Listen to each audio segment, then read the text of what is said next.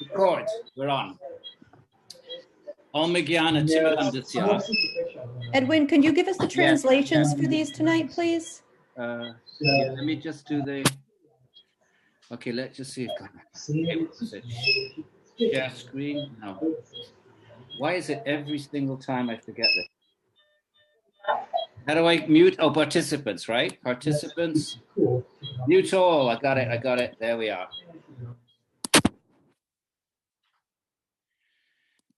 Om Jnana Timirandasya. I was born in the Ajnana, ignorance. And we're going to see in this text, there's 5 levels of ignorance. Interesting, it just came to me now. One of them is Timiranda. Okay, if you hang in there, we'll probably get to that verse. So I was born not just in Ajnana, which is Avidya, but Timirandasya, deep ignorance. So the jnana, perception of birth is not very romantic. They're not thinking little angels drop out of the sky. They think of birth as an Atman gets born in a state of deep ignorance, right? You think you're the little body, or you don't even know you have a body. You're just absorbed in just what later on we call sounds and sights, and for the little baby, it's just sensation. So I was born in that state. Om Jnana Timirandasya, Jnananjana Shalakaya, with the mascara, literally the stick which bears the mascara. It's a metaphor of knowledge. I'll put it together in a minute. Jnananjana Shalakaya Chakshur Unmilitam, to the one who opened my eyes. Tasmai Shri Gurave Namaha. So these verses always have a Namaha in the last line. I do my namaha to that guru. So what is it? I was born in the darkness of ignorance, to the one who opened my eyes with the mascara. So this beautiful metaphor of the mascara of knowledge. Put the mascara and then I open up my eyes to the truths of Atman and Bhagavan. Tasmai Shri Gurave Namaha. To that guru I do my namaha. Namo Om Vishnu Padaya Krishna Prasthaya Bhutale Shrimati Bhaktivedanta Swamini Namine. Namaste Sarasvati Devi, Kauravani Pacharine, Nirvishesha Shunyavadi, Paschatya Deshatarine. That's just 2 verses to Bhaktivedanta Swami, who was the founder of the Krishna movement. I never met him. I got to Vrindavan. He just passed away a year earlier, but I read his books in the 70s. And the early 80s, and those books basically gave me Krishna Bhakti. So although he's not my guru, I honor him as a guru, and the one that introduced Krishna Bhakti to the West. So I feel a debt of gratitude, and that's what that invocation is.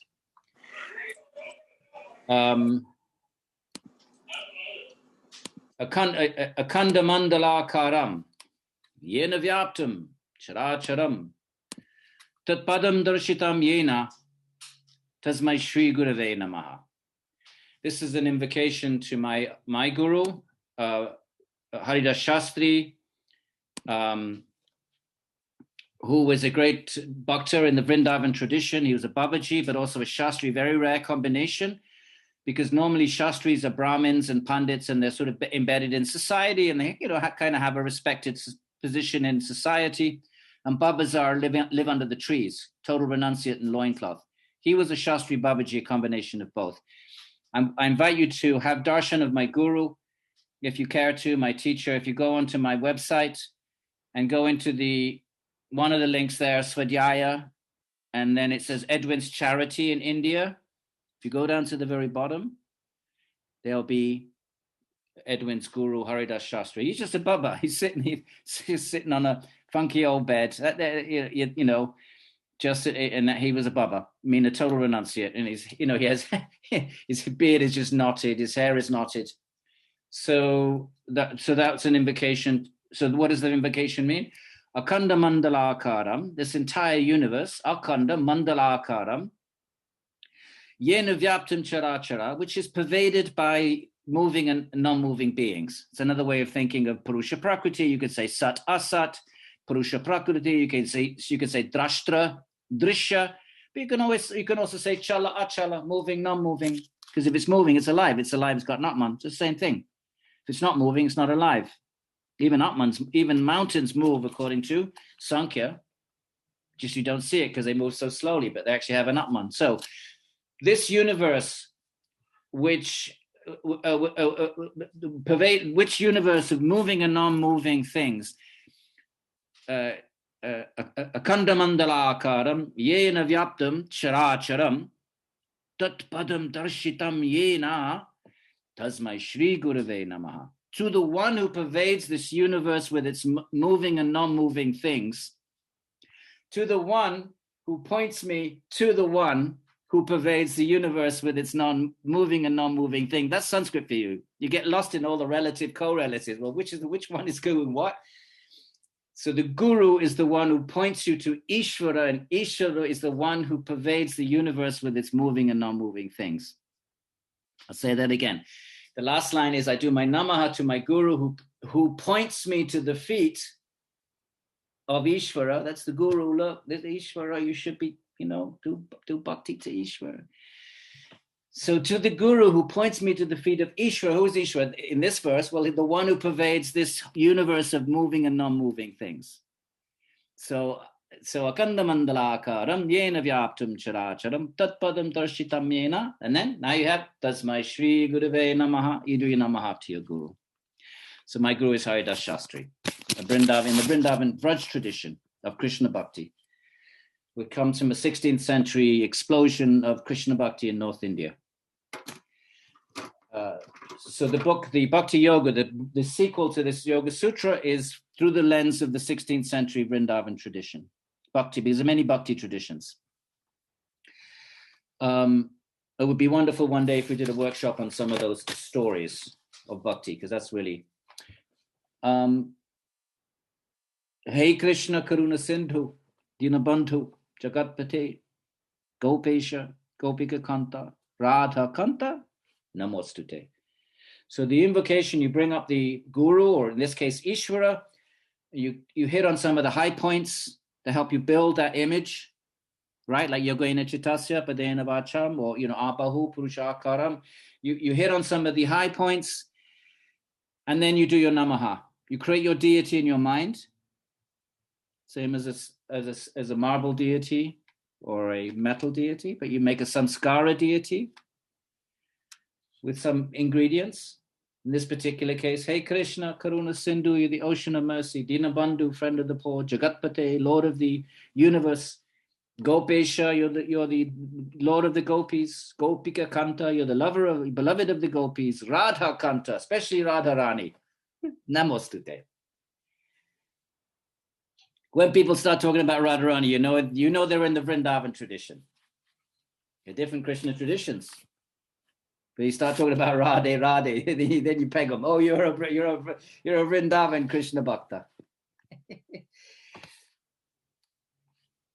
Tapta Kanch, and another reason, Tapta Kanchana Gaurange Radhe, Vrindavaneshwari, Vishabhanu Sute Devi, Pranamami Hare Priya. Vrindavan tradition, you worship Radha more than Krishna, because Radha's the queen, she's the boss. She controls Krishna. You want to get Krishna's attention, you go through Radha. So Tapta Kanchana, she's golden. Krishna's black, she's golden. Perfect couple. Want a perfect 21st century couple? Krishna's black as a rain cloud. Radha's golden. How about that? Tapta Kanchana Gaurange Radhe Vrindavaneshwari. She's the boss of Vrindavan. The Vrindavan is the place in North India. Vrishabhanu Sute Devi. She's the queen of Vrindavan. Vrishabhanu Sute Devi. Pranamami Hare Priya. And then I'll tell you the other one next week. Apavitra pavitro va, sarvavastha gato biva, yasmaret pundarikaksham, sa bhayabhyantara shuchi. I'd like to sort of do almost 20 verses today if we can, but I don't want to rush. I want to do things properly, but I'd like to be able to finish this in one more session, but whatever it takes, we're going to finish our Dharma, okay? At least I'm going to finish my Dharma.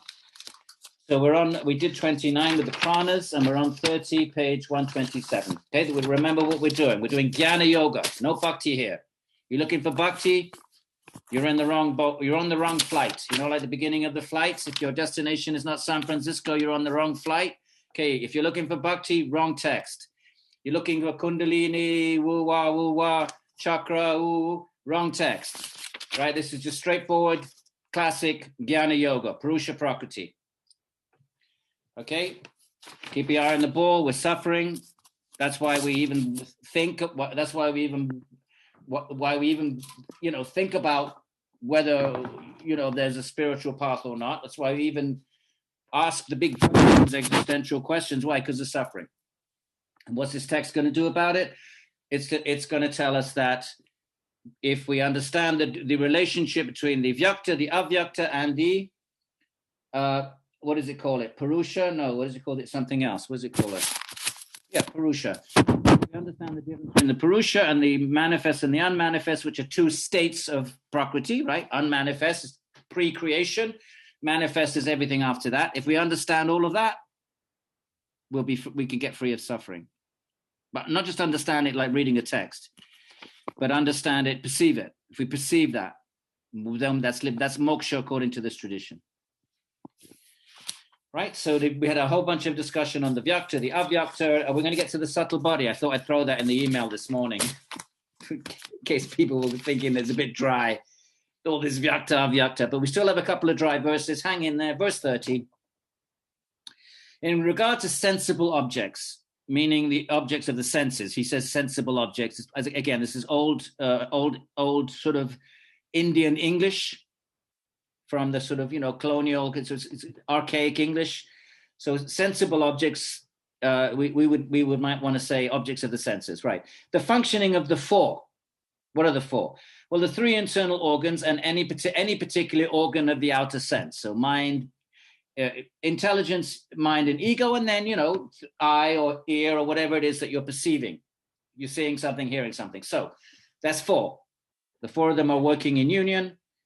Is said to be either simultaneous or successive. This process of knowledge, of attaining knowledge of the manifest, it takes at least four of these instruments, and that knowledge can be attained either simultaneously all at once or successively. That'll be explained in the commentary. Hang in there. The functioning of the three internal organs is, in respect of an unseen object, preceded by that of the fourth. Right, so when the internal objects are working by themselves, so you're not particularly, let's say you're just spacing out, or you're thinking, you're not really seeing, hearing, smelling, you're just kind of caught up in the chitta-vritti. Well, those thoughts are actually, they're unseen objects. What does that mean? They're samskaras. What's a samskara? Well, it was once a seen object, but then it gets imprinted in the mind, and now it's unseen, but it's an imprint. Okay, so this will be explained in the commentary. Right. So we are on bottom of page 123. Where does it start? Why don't I have that page? Bottom of page 125. Okay, so the Bhashya is the commentary.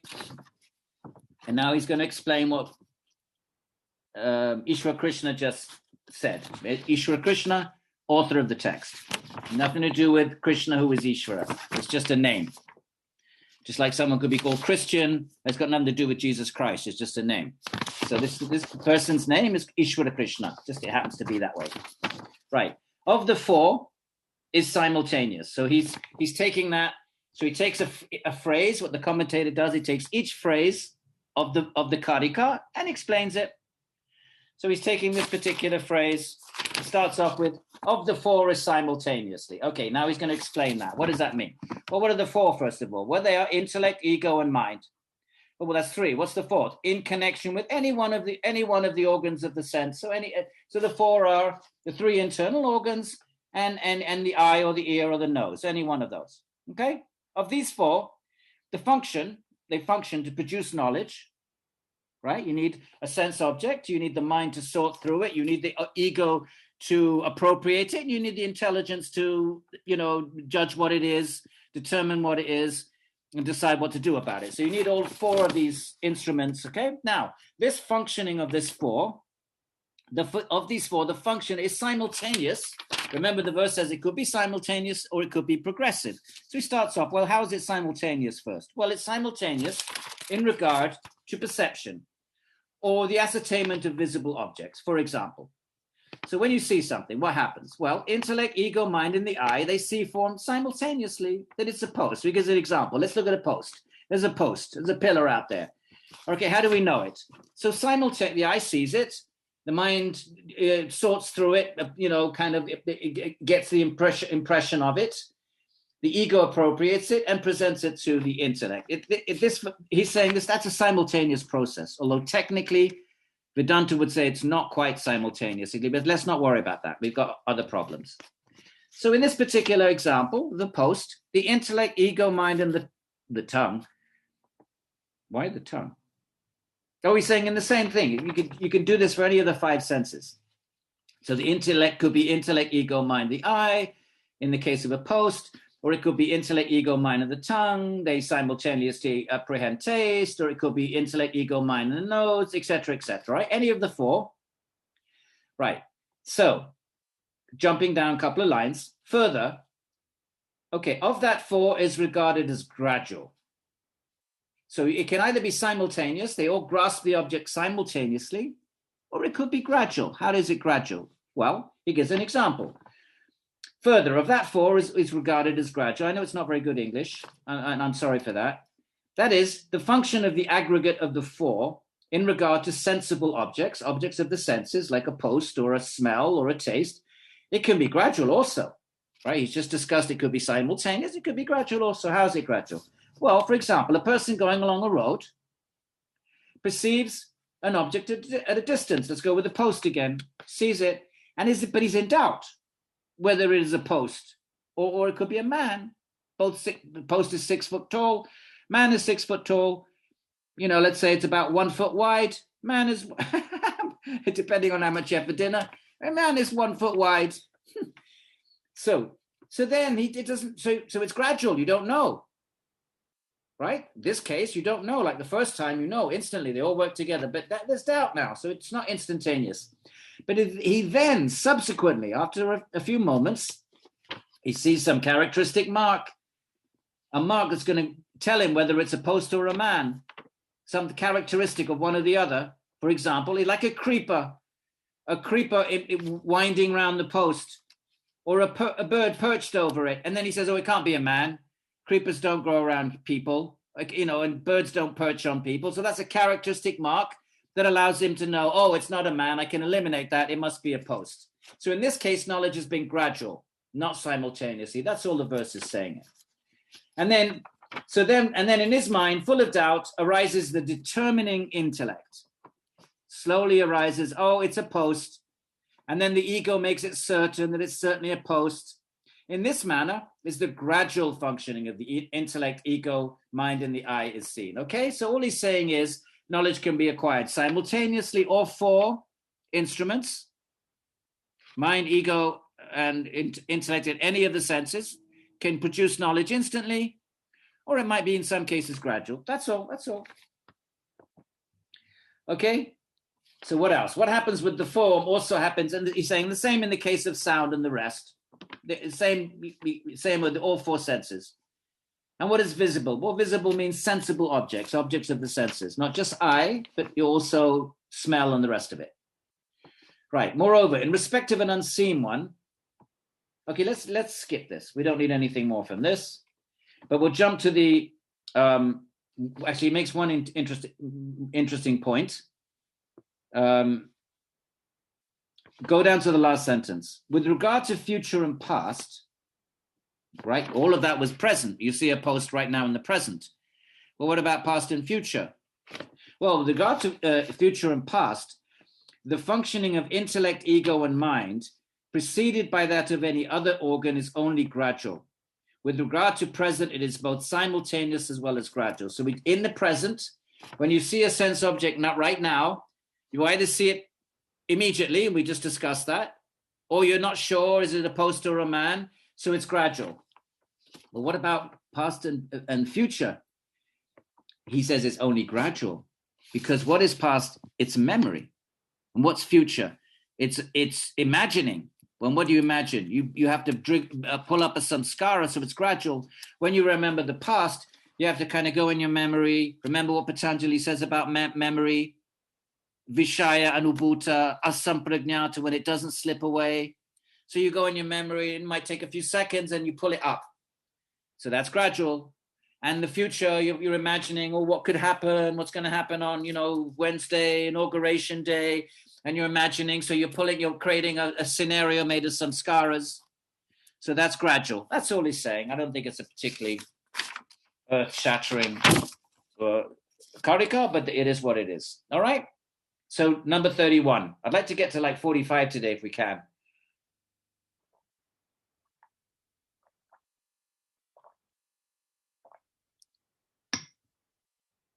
These external, page 129, and internal organs, okay, internal of the three. By now, I should be able to say that, you know what I mean. One more time, intelligence, ego, mind, 3. The external are 5, knowledge, acquiring, which is what he's talking about now, and the 5, action, but then he's not talking about the action ones now. Okay, these external, right, the 5, knowledge, you know something because you see it, you smell it, you taste it, the 5. They perform their respective functions. Each one has its respective. The eye, only sight. Nose, only smell, doesn't see. What are they? How do they do that? Prompted by mutual impulsion. They interact. The mind says, go look over there. What's that? So they impel each other. Or the senses attracts the mind. Oh, hey, look at me. What's, or a bang, bang, a loud sound. It attracts the mind. So they impel each other.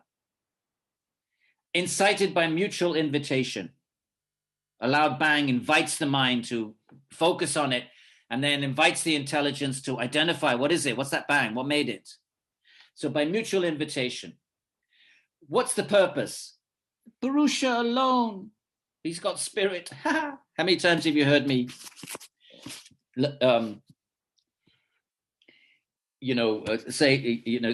criticize his translation? I don't mean to criticize. But Purusha, what's the purpose? Purusha, what does Patanjali say? 228. Why is the scene there? Prakasha Kriya Sthiti Sheelam.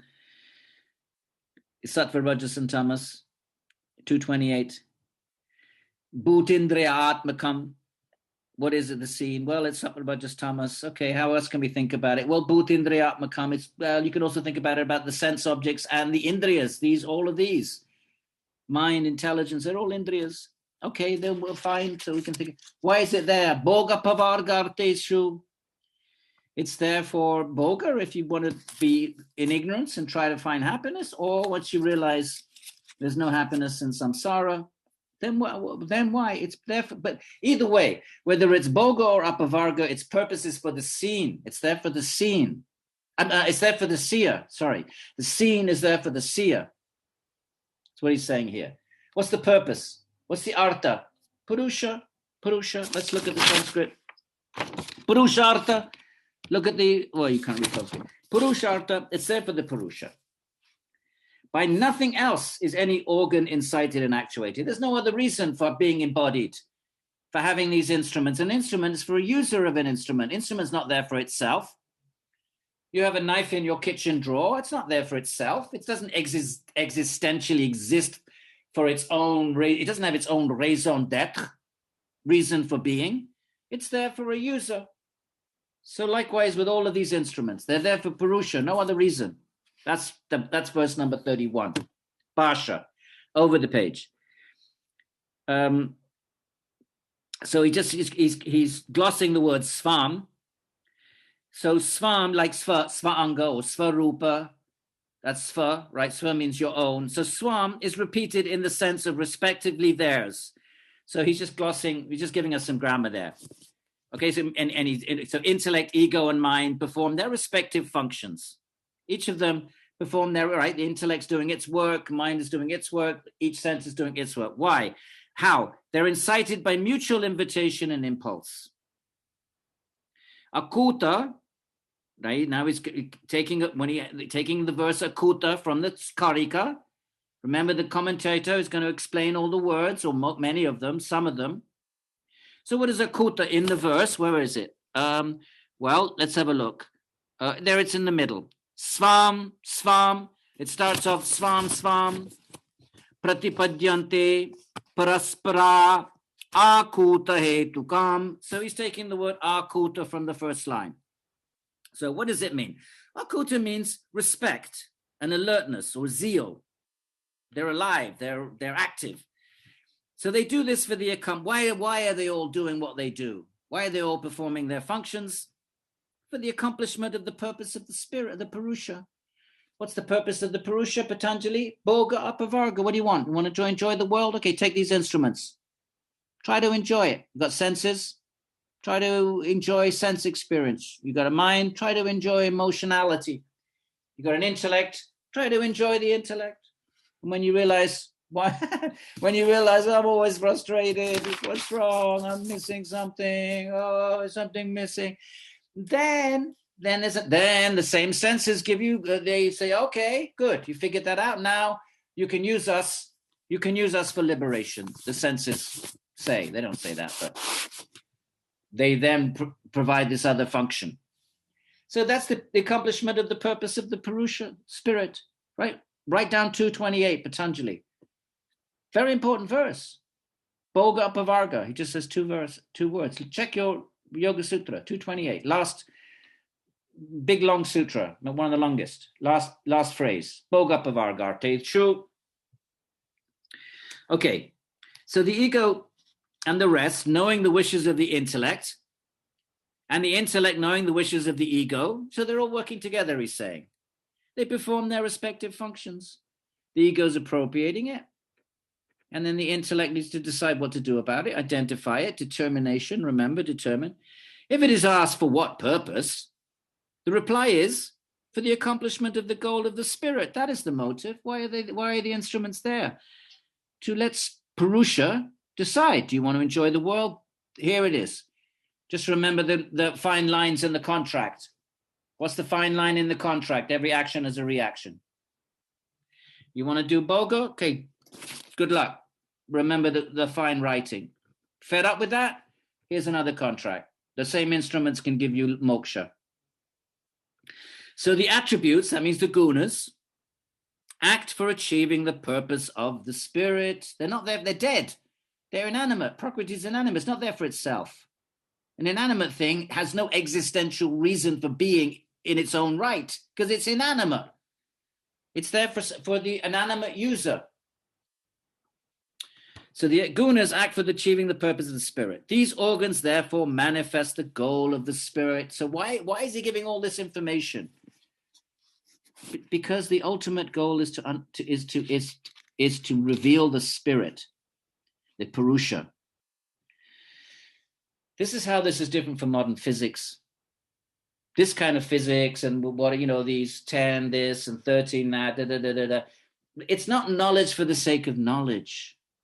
Physics is knowledge for the sake of knowledge. I'm going to be sitting in on a course this semester on quantum mechanics and more about quantum mechanics. But it's knowledge for the sake of knowledge. There's no moksha there. You just analyze the universe. Why? Well, just to figure out what's going on. What are the forces? Why does the wave collapse? When is it a particle? When is it a wave? It's knowledge for the sake of knowledge. There's nothing in there that's going to liberate us. So if you're a moksha seeker, you're going to be more interested in this, even though it's archaic. Well, these 10, it doesn't matter. It's just their way. That's the way they perceived reality. No, they didn't have nuclear telescopes and Hubble bubbles, but they knew about the Purusha and they knew how to liberate the Purusha. So whatever you want to make of the metaphysics, maybe it sounds pre-modern medieval, it's irrelevant. It's giving us a map to how to get out of samsara. And Siegfried is going to object and maybe they know something we don't know. Siegfried, I'm going to do this course, my friend, and I'm going to be able to have a proper conversation with you in 3 months' time. Siegfried is our quantum physicist. Okay. Okay, so keep going. So what else? How do these act of their own? Okay, these organs therefore manifest the goal of the spirit. How do these act of their own accord when they're non-intelligent? How can they do anything if they have no consciousness? Remember, this is achit. It shouldn't be non-intelligent, should be non-conscious. How can they act if they're non-conscious? An organ is not caused to function by anyone. The meaning of this sentence is, why do they act? Only for the Purusha. The goal of the Purusha causes them to function. In Samkhya, when the Purusha is injected into Prakriti, then everything acts and kicks off. That's the Big Bang, so to speak. If we want to think of Big Bang as something that propelled matter into existence, matter as we know it, well, the Samkhya version of that is when Purusha impacts Prakriti, that then triggers all of these, that triggers the unmanifest to become manifest. You could plug this into a modern physics if you want, as long as you keep Purusha, as long as it's dualistic. There's 2 courses this semester. I'm trying, and I'd like to sit in on. One is on quantum. It's nothing to do. It's the philosophy of quantum. It's the philosophy of physics, and the other is philosophy of mind. And the course is being taught by someone who's not a dualist. It's a materialist, and this person is this whole thing about mind being material epiphenomenon. It's arguing against a dualist position. That's useful to sit in on that as well, to see what are the arguments against dualism in our day and age, because there were arguments against dualism 2,000 years ago. But that's another story. Okay. So the meaning of this sentence is that only the goal of the Purusha causes them to function. No, why would they function? Why would things, they don't manifest for themselves, it's dead matter. So all of these evolutes, right, from Prakriti, you get into intelligence, and then ego, and then mind, and then the 5 this and the 5 that, and the objects of the senses. Why does all that manifest? Not for itself, it's unconscious. So why does it all manifest? For the Purusha. The organs they're not caused or actuated or awakened to activity by any superior being. I'm not sure what he means by that, but you know what he's saying? He might be saying, might be a dig at Ishvara. He's saying they're not activated by any Ishvara. What's the Sanskrit? Karite Purusha. Yeah, Ishvara. Oh, this is an anti-Ishvara verse. He's saying, we don't need this Ishvara. The Vedanta is going to say, you need an Ishvara to activate Prakriti. Who's going to trigger Prakriti? Who's going to make the bang? Who's going to make it bang? Who's going to stir it so everything evolves out of it? The Vedanta says Ishvara. He doesn't like that. Remember, there was a theistic and non-theistic Samkhya. Gaudapada is non-theistic. And look at I missed this when maybe I didn't. I've got a little tick on the side. So the meaning of the sentence is that only the goal of Purusha causes them to function. The organs are not caused. I mean, these evolutes, remember, the first thing that evolves out of Prakriti is intelligence. It's an organ. So everything that, from a Samkhya point of view, everything that emerges from Prakriti is an organ. Buddhi, Manas, Ahankara, and the 10, and the 5, and the 5. So the organs are not caused, actuated, made to act, and awakened to activity by any Ishvara. He's got superior being here. The Sanskrit's Ishvara. Ha ha ha ha. I'm going to write that down on the margin here. This is an example of non-theistic Samkhya. He makes a point of saying that. Why does he make a point of saying that? Well, anti-Vedanta or anti-theistic Samkhya? It doesn't matter, because this workshop, we're not interested in theism or non-theism. We're interested in we're just interested in Purusha and Prakriti. So we're not going to get involved in those kinds of theism, Ishvara versus non-Ishvara arguments. 32.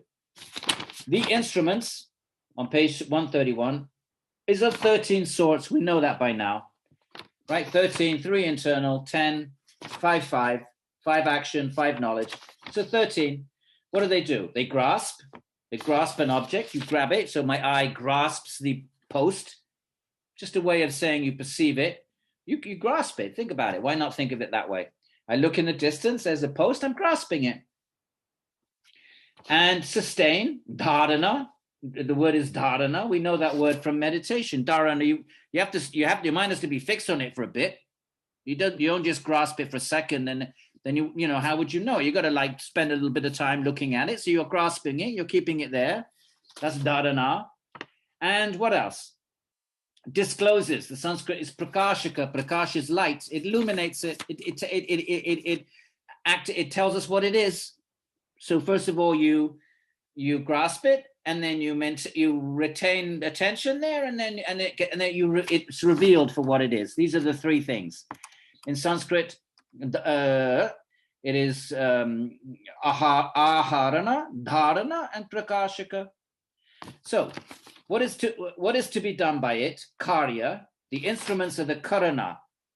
So look at the Sanskrit. You got karana and karya. Karana is the instrument of action, or the instrument of doing, and karya is that which is to be known, that which is to be done, and that's tenfold.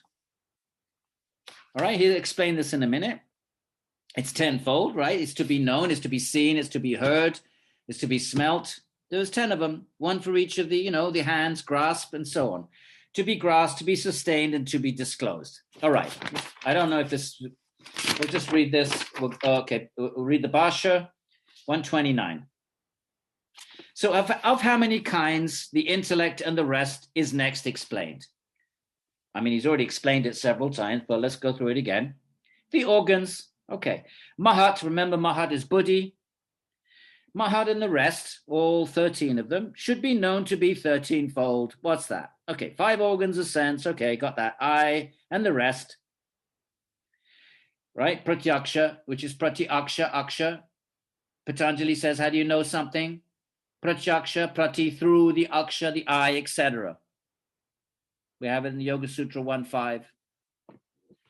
So 5 organs of action, the speech and the rest, and intellect. All right, speech and the rest means the 5 action organs. So we got 5 knowledge organs, 5 action organs. Ego and mind. These are the 13-fold organs. As to what do these do? What do they do? What do these organs do? Well, it is said. What do you mean it is said? In the verse it is said. What does it say? 3 things. We just read it. It encompasses, seizes, maintains, retains, and manifests. He's adding a couple more extra words. Right? These are it grasps it, concentrates on it, and reveals it. Of these, the organs of action, what do the organs of action do? They do 2 things. They grasp and they maintain.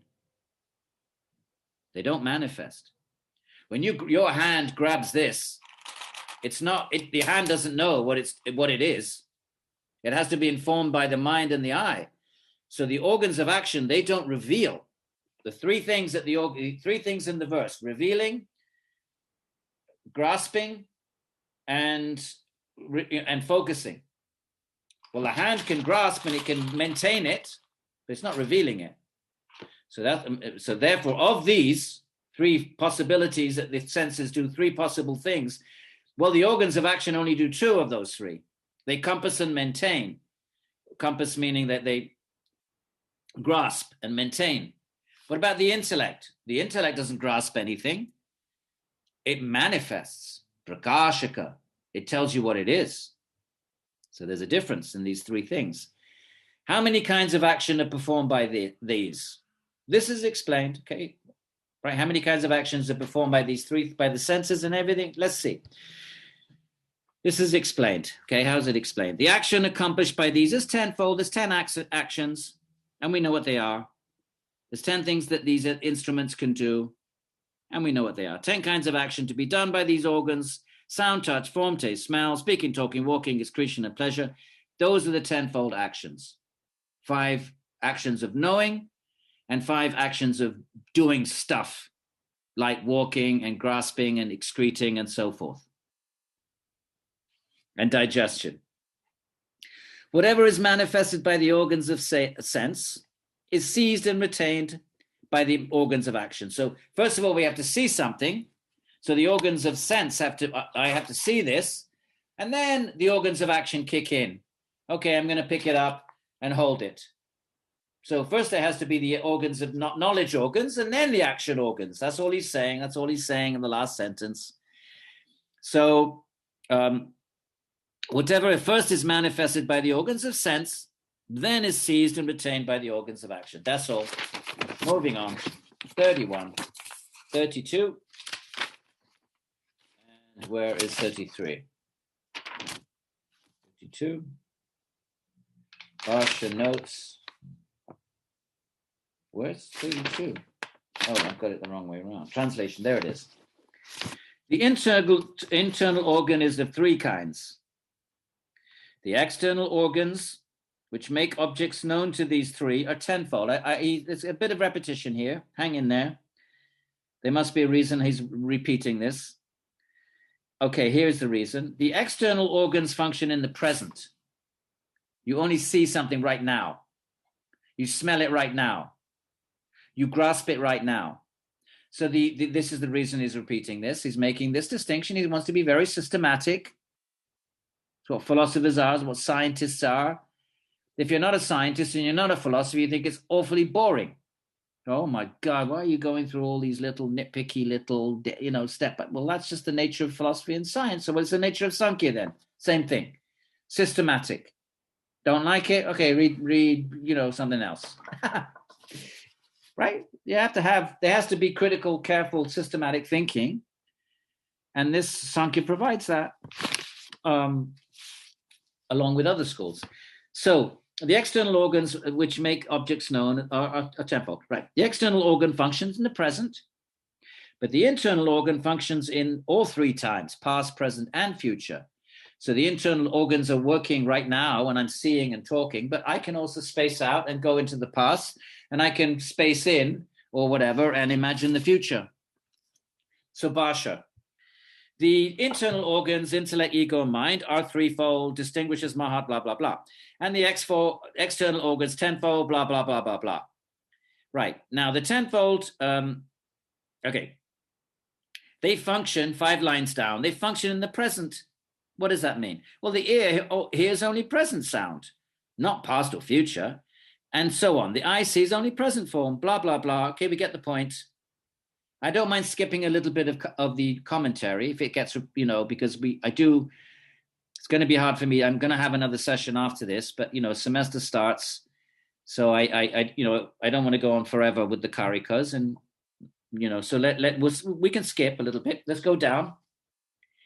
And 10 lines down at the end. In a similar manner, the organs of action are present. The speech utters the present word, not the past or the future. The hands take the present jar, not the past or future. And then he goes through each one. He's being systematic. Okay. So 2 lines from the bottom. Thus, the external organs are said to function in the present.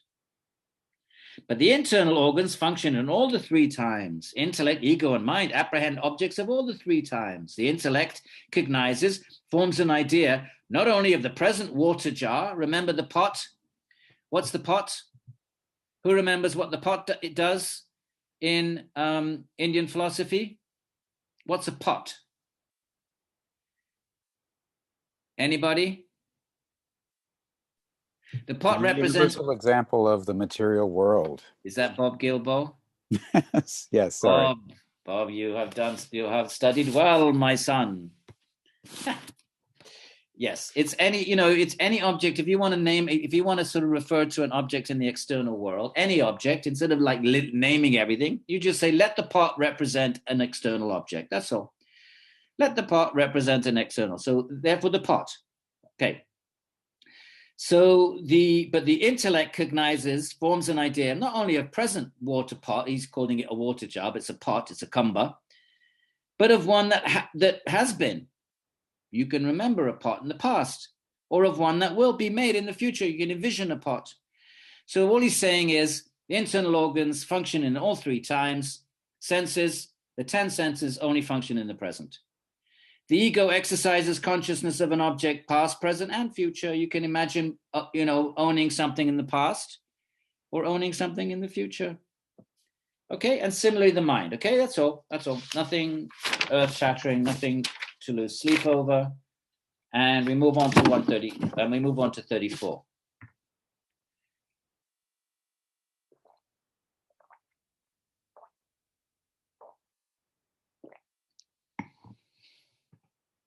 I'm a bit rajasic this evening because I drank a lot of green tea. You know why? What happened? I had another workshop and I didn't realize. This morning I had a 3-hour workshop with the UK community. And I was a mistake. I didn't realize because this was tagged on post facto. And when I added this session, I didn't pay attention and I didn't realize I already had a workshop. So I had a 3-hour workshop this afternoon. So I drank tons of green tea so I'm a little fiery, which is okay. 34. Now, among these organs, the 5 organs of cognition regard objects. Oh, this is a complicated verse. All right, we'll do it. Okay. They regard objects specific and unspecific, gross and subtle. Okay, this goes to the gross are the 5, earth, water, fire, air, ether. Objects that we perceive are made of earth, water, fire, air, ether. We might say atoms. So the organs of cognition, so the specific means the 5 elements, and unspecific means the 5 tanmatras, the qualities. Qualities like color, form, the way they're listed in Samkhya is taste, smell, touch, sight, and sound. These are qualities. So taste is a quality, but it resides within, a foodstuff. It resides within a substance. So qualities in Samkhya reside in substances. The qualities are taste and the 5, taste, sight, smell. But it's not, smell smell has to inhere in something. And that's the substance. So here he's calling it specific and unspecific. Specific are the 5 elements, and the unspecific are the qualities. Okay, so in our little charts, we have buddhi, ego breaks up, mind, then we have the 5 knowledge acquiring senses, 5 action senses, then we have 5 qualities. From the qualities come earth, water, air, ether, fire. You know your charts, right? So keep that in mind. Speech concerns sound alone. The rest regard all the 5 objects. Okay, what does this mean? So the 5 organs of cognition, says the verse, know specific and unspecific. They know substances and their qualities. I see this, it's a combination of atoms and it has a form, that's the quality. It has a color, that's a quality. It has texture, that's a quality. And these qualities reside in a substance. So the senses know that. My hand feels it, my eye sees it. So the senses perceive both the specific and unspecific. Specific are the atoms, the elements, the 5 elements, which they say earth, water, air, fire, ether. I don't know what we want to say, solids, gases, liquids. I don't know if that works. And the qualities are form and text and touch. And these, of course, are then further subdivided. We have 5 qualities, but other schools will subdivide that. Sanyaya will talk about 26 qualities, but that's another school. Let's not worry about that. Okay. So let's read the Bhasha. So what's Vishaya? That's a sense object, Vishaya. We have it in Patanjali. What is Vairagya? Drishtanushrabhika Vishaya Vitrishnasya Vashikara Samkhya Vairagya Patanjali. What is Vairagya? Disinterest in any Vishaya, sense object. So Vishaya is understood as location, province, whatever that means. What does it mean? What's the Sanskrit? It doesn't matter. We don't get. Tesham Buddhindriyani Mancha Vishaya Vishesha Vishayani. Right, the location. And Tanmatra is called Avishesha. Remember the Tanmatras are qualities, sound, touch, taste. They're called Avishesha or non-specific, as the word matra excludes all properties. So Tanmatra, only he's giving a definition of matra.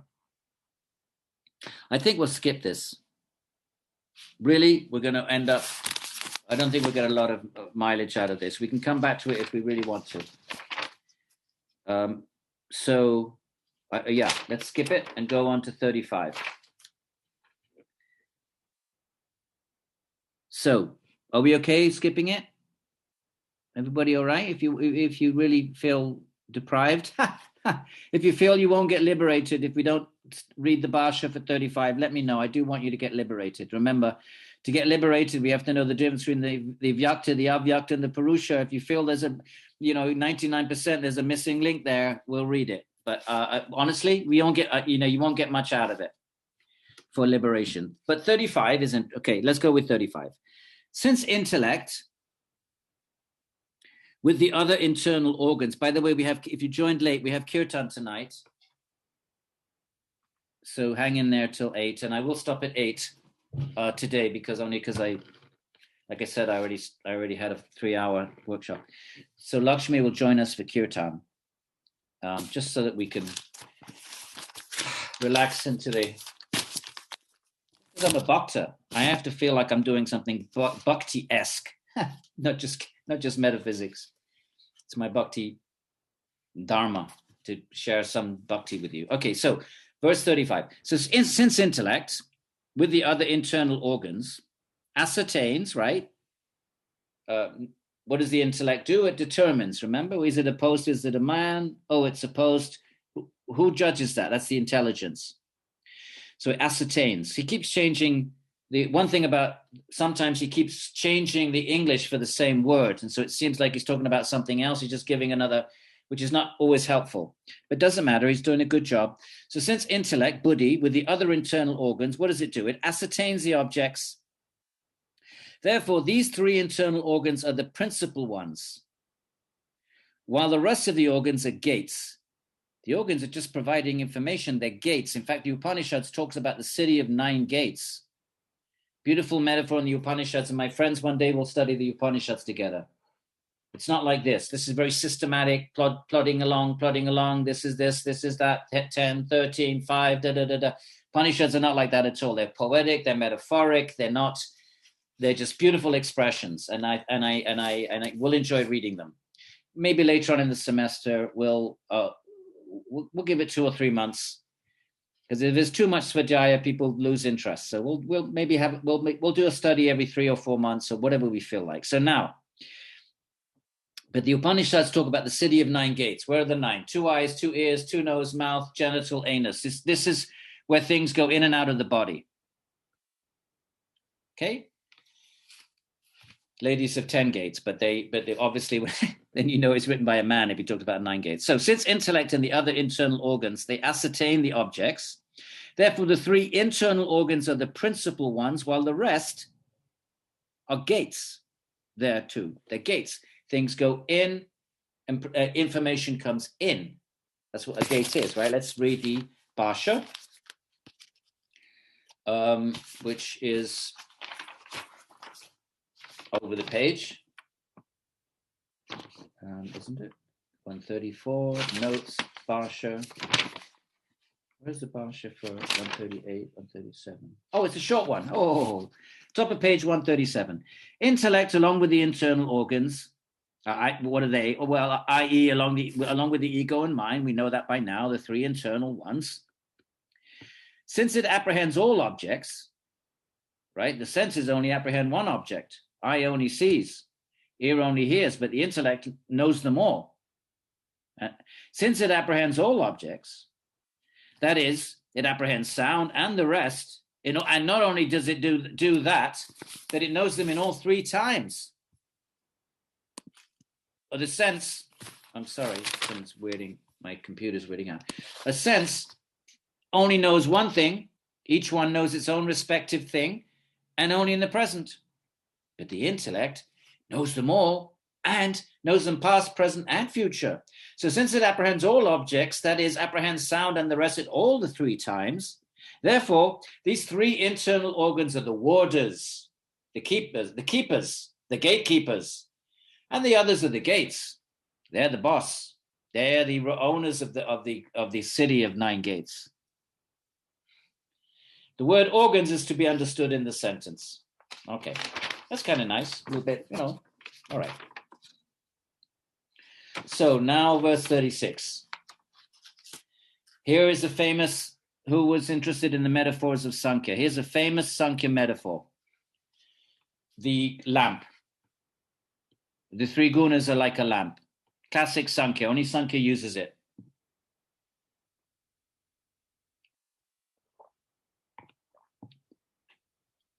The external organs, the manas, and the ahamkara, which Patanjali calls asmita. But why is it called ahamkara here? Because the focus is more on action. I am the doer. Why does Patanjali call it asmita? Because it's more like, well, who are you? In a sort of a meditative sort of way. So the external organs, the manas and the ahamkara, differing from each other, characteristically and variously, right? They each have their different character. The ego appropriates, the mind sorts, sieves, and the intelligence determines. So the characteristics are different and variously. They each have their specific function. Affected by the gunas. So each of them is an expression of the gunas. First comes buddhi, very, very sattvic. And as the evolutes evolve, each one, sattva decreases and tamas increases. So if you're looking at the 23 evolutes from Prakriti, the first is highly sattvic and the last one, which is earth, is highly tamasic. So if you look at your chart, as each step evolves, what's happening? Sattva is decreasing and tamas is increasing.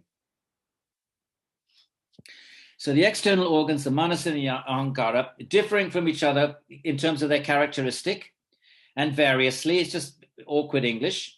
They each have their various things, they each have their specific function, affected by the gunas as a result of the different proportionality of the gunas, how much sattva in the composition, and how much rajas and how much tamas. What's the composition? What's the ratio?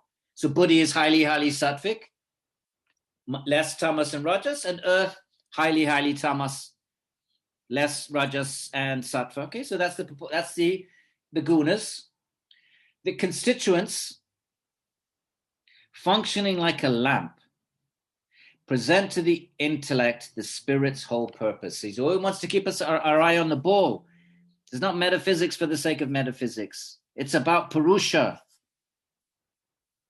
This is why I will study this till the end of my days, because it offers moksha. Whereas quantum mechanics, well, I'm going to study it just because I want to see what kind of overlap there is. But I'm not interested in knowledge for the sake of knowledge. No, a yogi's not interested in knowledge for the sake of knowledge. He wants liberation or bhakti. So keep the eye on the ball. They function like a lamp. He's going to explain that. And what do they do? What do they ultimately do? They present to the intellect the spirit's whole purpose. What's the purpose? Meaning the goal. What do you want, Purusha? You want Bhoga? You want Apavarga? So the instruments then give this opportunity. You want Bhoga, Avidya, you think your body, mind, you look Bhoga. Okay, here you are. Use the instruments. Go out there, taste things, smell things, run around, try to find happiness. Okay, where's my soulmate? Oh, there you are. No, you're not. Oh, over there. Oh, no, not you. Oh, where are you? Oh, you're oh, where's the perfect cup of coffee? Oh, go to this place. No, that place. Oh, okay. All right. No, the latest flavor. Starbucks. What's the latest flavor? Oh, it's pumpkin latte with cranberry flavors, and all right. So go, keep doing it then. Keep doing it. You die, and then next slide. Okay, I'll be a bird. Let me see what it's like. Oh, fly. Oh, that's nice. I'll fly. Okay, die. Now what? Oh, I'll be a bird. I want to see what it's like in the sea. I'll swim. Okay, fish here. I'll go and swim. On and on and on and on and on and on and on and on. Until one day you think, oh God, enough. And then the same instruments say, okay, had enough? All right. Now you can use these instruments for moksha. How do you do that? Use your intellect as svadhyaya and get guidance, get information. And the same and the senses, use them in bhakti, for example, not so much in Patanjali, but Patanjali is, okay, now close down the instruments. Who's doing that? Buddhi. What is it all there for? Only for the purpose of Purusha. Whether you take a left or a right, a Bhoga or yoga, either way, All of these instruments are there, and also the sense objects, and they're not there for themselves. They're there for the user. Okay. They present to the intellect the spirit's whole purpose, bhasha. And again, he's going to say it again. All the organs described are the specific modifications of the gunas, all this intelligence, manas. What is it ultimately? It's just a modification. What does it mean by modification? It's a combination of the three gunas, right? This is different from this because of different combination of the gunas, and the same with all the instruments. What is their characteristic? Well, they're like a lamp, in that they disclose all the objects. What does a lamp do? It discloses, it reveals. Why a lamp? Well, because it's going to say a lamp has three things: has the oil, the wick, and the flame. So that's Sattva, Rajas, and Tamas. That's the idea. That's why it's the metaphor of a lamp. The lamp has three components. Maybe he says that here. They're like a lamp in that they disclose all the objects like a lamp. The instruments disclose. You want enjoyment? Here, go, look, go, run around, look at the world, use your senses. You want liberation? Same instruments give liberation. Different from one another, dissimilar, having different objects. That is the sense. Right? Each of them has different objects. That is, they have the modification. What is the difference? It's just modifications of the gunas. They have the gunas are the instruments, the gunas are the objects. Gita says, it's just gunas acting in the gunas. A wise man realizes when he's walking, talking, excreting. There's two verses. When he's talking, sitting, walking, excreting, what is it? It's just the gunas acting in the gunas. The world is the gunas. Body is the gunas. My hand grasping this is the gunas. My intelligence saying, oh, pick that up as all gunas acting in the gunas. And Purusha is the witness. So, specific modifications of the gunas means born of the gunas. He's just explaining. All of this is why? For the sake of this Purusha. The organs of the sense, the organs of action, ego, mind, after they disclose the respective objects, right? Objects of sense, of touch, of smell, food, sound, they disclose it, they reveal it to the Purusha. So first of all, they present it to the intellect. It's the intellect that ultimately recognizes things.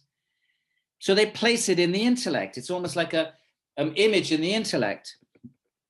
And consequently, because the spirit obtains pleasure and the rest, what's that? Bhoga.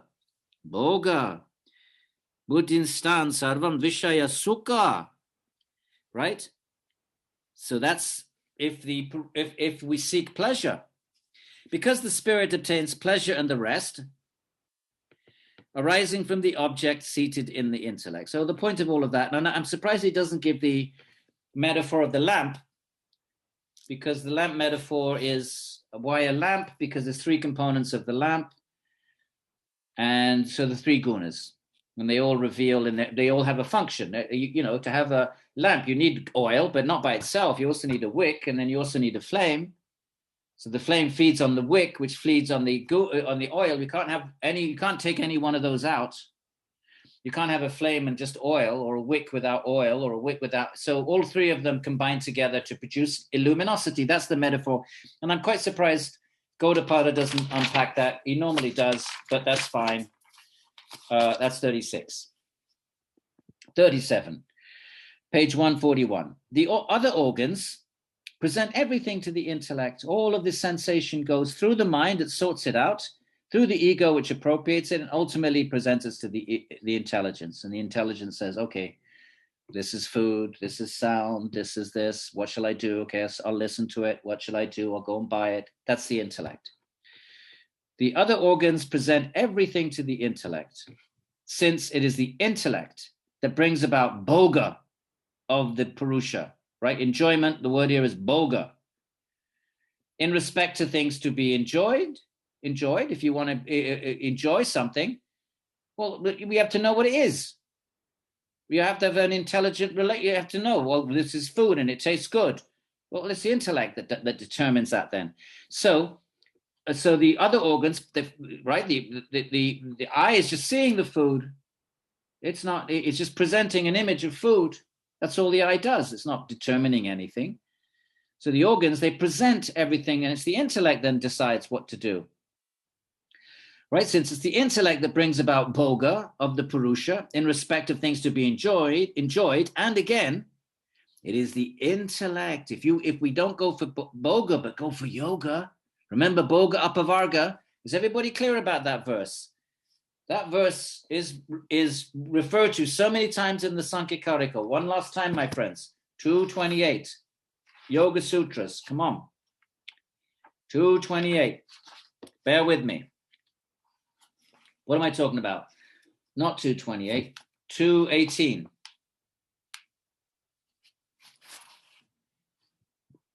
Everybody get your Yoga Sutras. I know we've done it before. What is it? What doesn't mean anything. It's like downward dog. You keep doing it. Svadhyaya, you keep doing it. 218.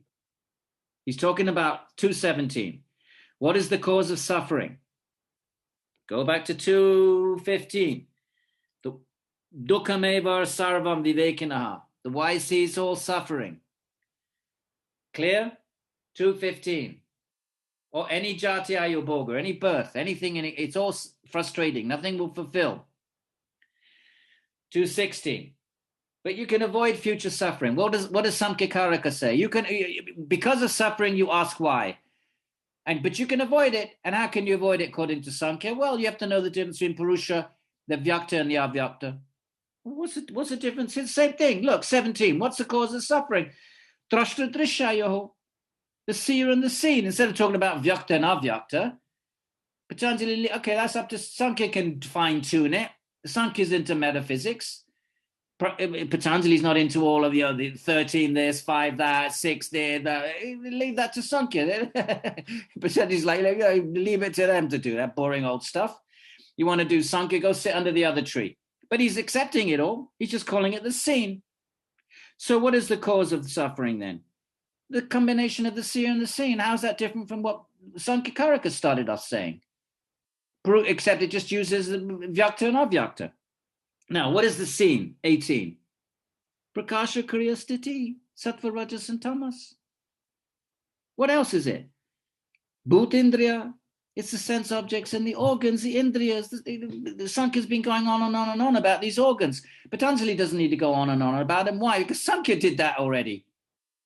But there they are, the Bhuta Indriya, the 10 senses. Now, why is it there? And I'd like to be able to repeat this without having to come back to this all the time. Write this down. Bhoga apavarga artham. What's its artha? What's its purpose? What's the purpose of Prakriti, of the sense objects and the instruments? What's the purpose of it all? To give us bhoga or apavarga. You want bhoga? Okay, but then use your senses and instruments to try to enjoy sense objects. As long as you think you can do that, as long as that makes you happy, you think you're happy, keep doing it. Just keep coming back. Don't remember the law of karma. Try to be pious at least. If that's what you're going to do, well, at least try to be pious so you don't get an awful birth next time round. But what else does Prakriti? But not just Bhoga, Apavarga, which is another term for moksha, nirvana, and the rest of it. Okay? So that's what he's talking about here. Right? Look at verse 37. The other organs, these are the Bhuta Indriya. Look, we've got it in keep your eye on 218. You see the Bhuta Indriya, the Indriya, Atmakam, its nature's Indriya. So the other organs, they're the Indriyas. They present everything to the Buddhi. Since it's the Buddhi that brings about Bhoga of the Purusha, right? Bhoga right there, 218, Bhoga. In respect, if you want to enjoy, in respect of things to be enjoyed, if that's what you want, and again, if you don't want that, it's the intellect itself that reveals the subtle difference between the pradhana, prakriti, and purusha, the vyakta and the avyakta, also known as pradhana, prakriti. What's the difference? That's viveka. What's viveka? To see the difference. What's viveka? To see the difference between Purusha and Prakriti. What is Patanjali? He doesn't define Viveka, does he? No. Yeah, well, he sort of does. Look, how does he define Viveka? He's saying when Avidya is removed, 224 and 225, Tadabhavat, when you get rid of Avidya, Samyoga Bhava, then the coming together of seer and seen is removed. Hanam, freedom. Tadrishahe Kaivalya, that's the freedom of the seer.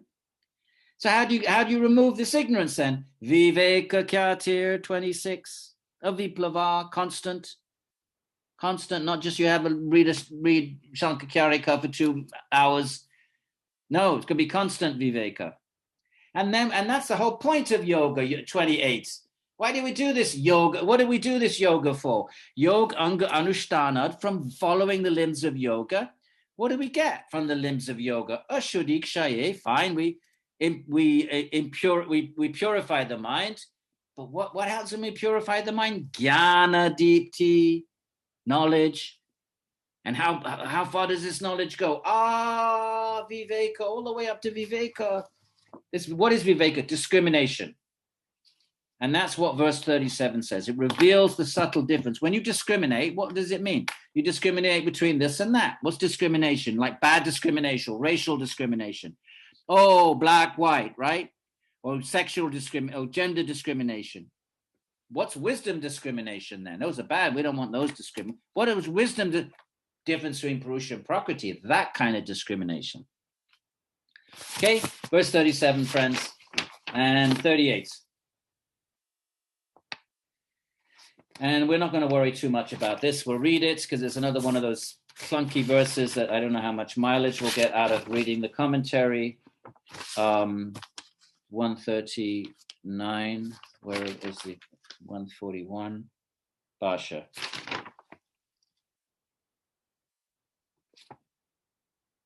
Yeah, I don't want to get into specific and non-specific. It's just, he's just talking about the elements versus the quality. So the subtle elements are non-specific.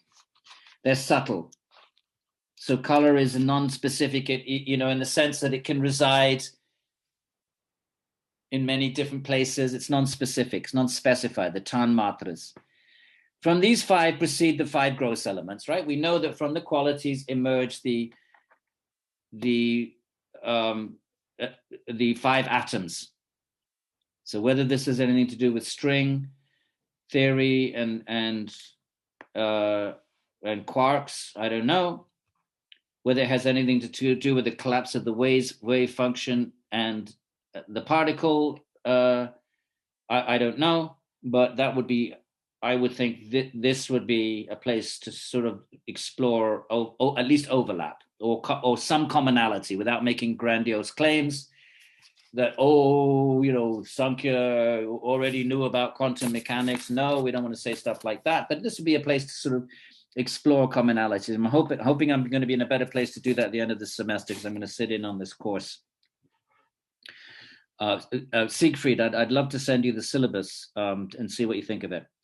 We have our resident quantum theorist amongst us here. So the subtle elements are non-specific. They're not located in one, they transcend specificity, and from them come the specific elements. So you might want to say waves produce particles. There could be some room to wonder about that. These 5 gross elements are known as specific, right? So you have specific subatomic entities. They're specific, they're localized, they're individualized, they have a vishesha. The term vishesha means an individualizer.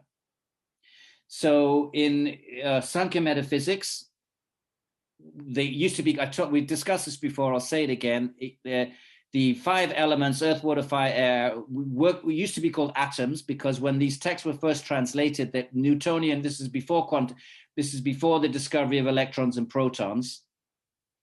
So it was still Newtonian physics, and people thought the atom was the irreducible entity. So the term atom gets translated for specific. But now they've found, but really it's not an atom, it's an irreducible entity. We've discussed this before. So these 5 gross elements are known as specific, and they're either Sattva, Rajas, or Tamas. These are just synonyms: tranquil, terrific, and stupefying. Okay. Doesn't help us, right? These are just synonyms for Sattva, Rajas, and Tamas. Okay? Where's the Sanskrit? The Sanskrit is Punaha Pradana Purushantara Sukshmam. That's the right one. There it is. And they're either Trividam Karanam Dvara. No, that's the wrong one too. 137, 39.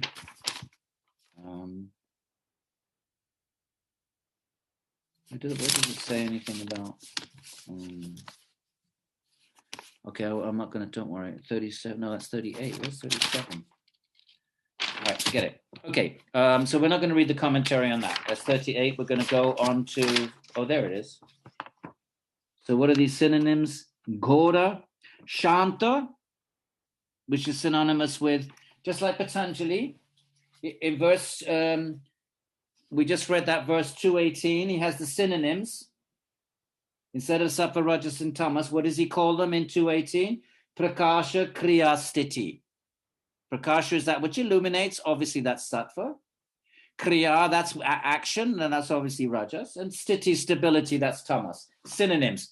This verse has yet another different set of synonyms. What are they? Shanta, we know Shanti, Shanta, peaceful. Ghora, fierce, that's Rajas, right? Fire is fierce, it's energetic, it produces, but it's fierce. And Mudha, heavy, still, and that's Tamas. So 38, and we don't worry about that. 39. Now we get to the subtle. I promised you the subtle body. Remember, I had to tempt you to join us. I thought maybe we'll mention the subtle body. Everyone's going to be, oh, that's interesting. So here it is, the subtle body, verse 39. So the specific is threefold. Now he's talking about the bodies. And it's a bit odd here, but we'll read it anyway.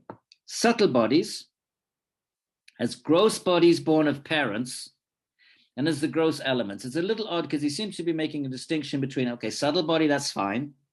The next few verses will be on the subtle body. But he seems to be making two distinctions between the gross body born of parents, and he's talking there of the semen and the egg, and as the gross elements, which is then when the body is formed. So he's identifying three. This sutra seems to be speaking about three bodies. But this thing about the gross bodies born of parents, I haven't seen that elsewhere. Normally there's the Atman, then the subtle body, then the gross body, or then sometimes the Upanishads talk about the five bodies, Annamaya, Pranamaya, and the rest of them. But here we have this, for some reason, he has this womb body, a womb body. I don't see how the womb body is different from the gross elements, frankly, but it doesn't matter. Let's read along. The point is not, this is not a biological textbook. This is a textbook to give us moksha. So let's not get too tied up with, keep our eye on the ball, not get too tied up with biological, this, that, and the other. The purpose of this, just as Patanjali, the purpose is to provide moksha. So, it's like the Bhagavata Purana, the text I work with, the Bhakti text. It says, even if every word is wrong in this text, it says, doesn't matter. It will give you love of God. So even if the biology is wrong and the physics is wrong, if it gives moksha, then it's attained its purpose. Who gives a damn whether, we don't think of five gross elements anymore or the rest of it? If it gives liberation, it's performed its function. What would you rather have? Knowledge of the world and then you die and that's it? Or maybe sort of, fuzzy knowledge of the world, but it gives you liberation. What's a better deal? You ask yourselves that. Answer the question for yourselves. So Bhashya now, 39.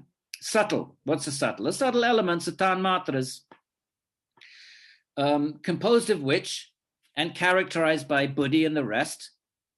The subtle bodies always exist and migrate. They transmigrate. They're subtle.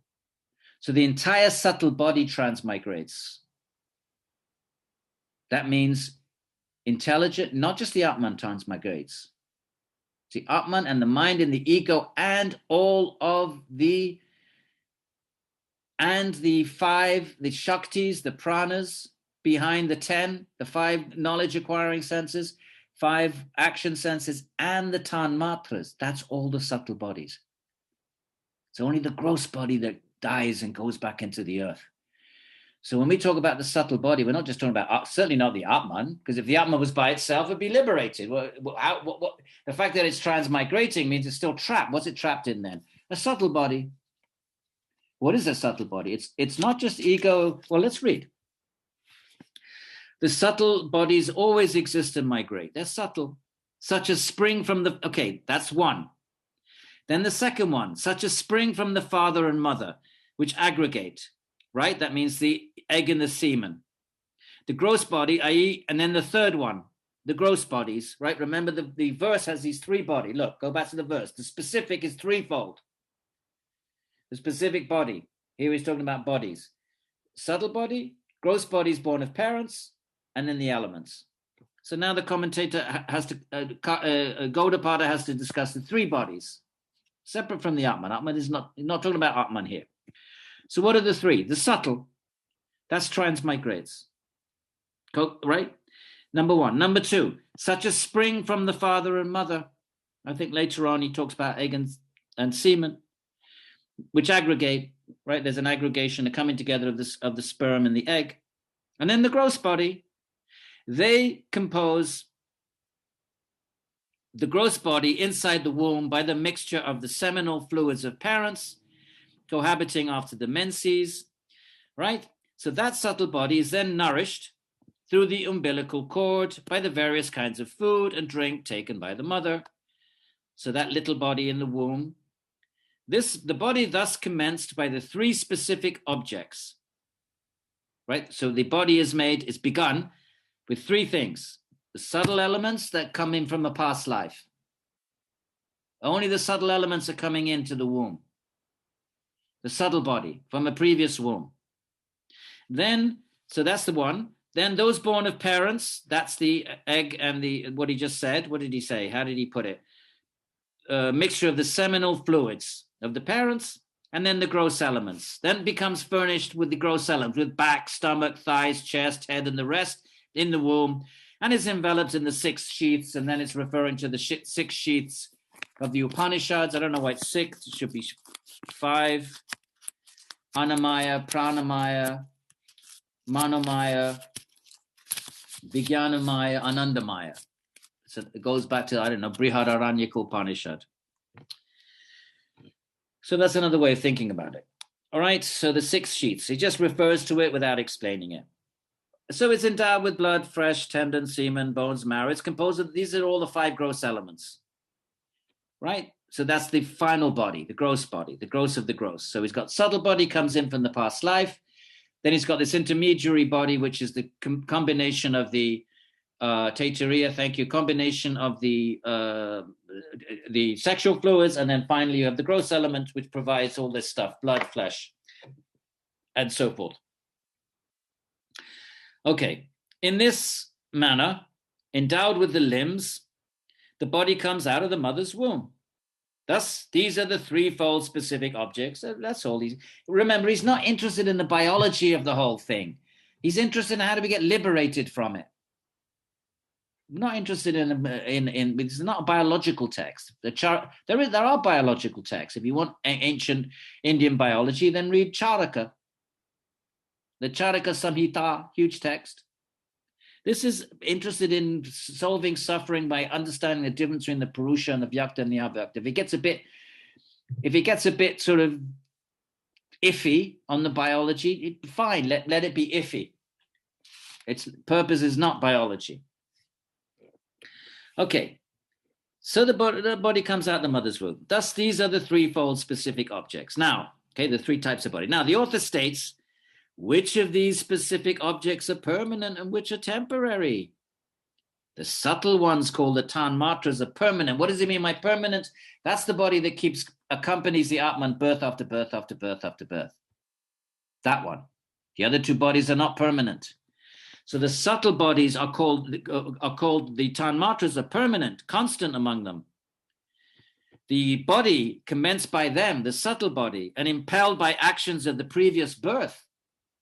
When the subtle body enters into this body, this womb, it's bringing all the samskaras from the past life, and those samskaras activate and they impel that entity to act. You're born in a lion's womb, you come out and you're impelled to act like a lion. You have no choice. Only humans have choice, and even humans start off with certain very strong samskaras that are powerful. At least humans, we can break them. Lions can't break their samskaras. That's why they don't make karma. So the body commenced by the samskaras of the past life, and impelled by actions of the previous birth, we're impelled to act, migrates into the conditions of animals, deer, birds, reptiles, and immobile objects like what? Plants, trees, even mountains. Impelled by virtuous actions, if it has punya, remember punya, Patanjali says your chati ayoboga, punya, is good or bad, flada paritapa, based on what? Punya, pious or impious, dharma or adharma. So if we're pious, then what? Impelled by virtuous actions, then what? It migrates to the regions of Indra, the celestial realm. Indra is a celestial. Not liberated, but pious acts, you get to be an Indra. In this manner, the subtle body migrates till when? Viveka is attained, discriminative knowledge, till we get fed up with the samsara, fed up with recycling, fed up with always failing to find real happiness, deep level, permanent happiness, which is what we seek. Even Indra, he's full of anxiety up there, celestial. Read the stories of the Indra, the celestial. He's always in trouble, first of all, and he's always in anxiety. He even tries to take Krishna on in one story. The whole lifting of the mountain, Govardhan, famous Krishna Leela. Krishna lifts a mountain on his little finger. You've seen the pictures. Why? Because Indra doesn't realize he's Bhagavan. He thinks, who is this upstart? Who is this Krishna? I'm the king of the celestials. I'm going to rain. I'm going to make it rain. He's also the rain god. I'm going to make it rain so hard and drown the whole Vrindavan where Krishna lives. So all the residents of Vrindavan take shelter. They pay dana to Krishna. They surrender to Krishna. Krishna says, don't worry, he's only 5.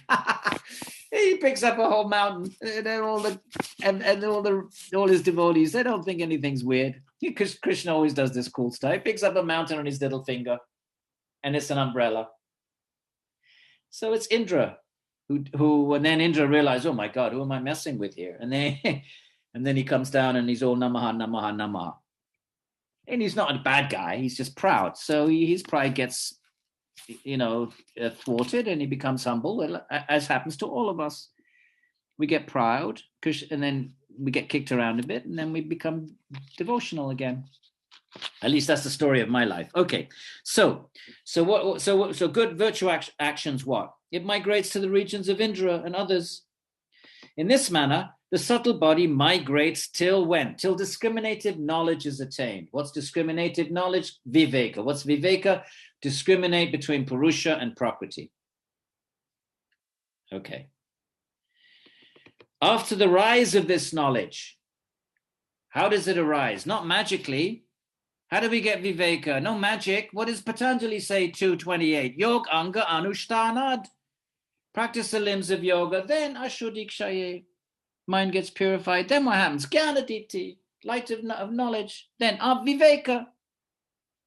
How do we need Viveka to get rid of the Avidya, which causes the samyoga of the seer and the seen coming together, which causes suffering. Same, this is all the same. It's the same system. Samkhya is yoga. So after the rise of this knowledge, the knower leaves the body and wins liberation. What's Patanjali say? Hanam, tatra shehe Kaivalyam, freedom. That's the liberation.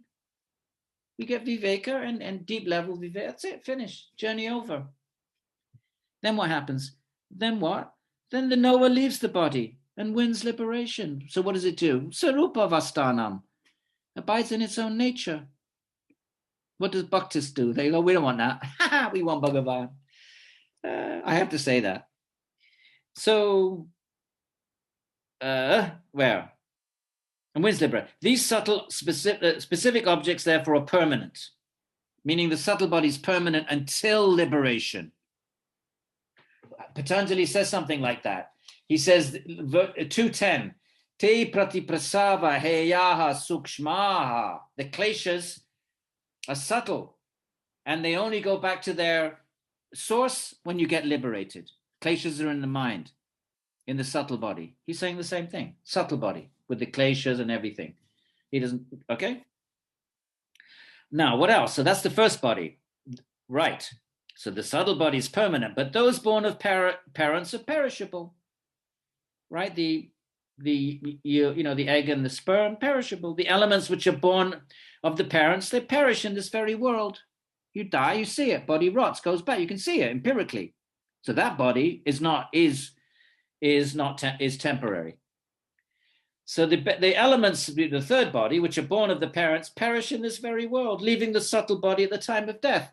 So what is death then? It's the leaving of the subtle body leaves the gross body. That's all.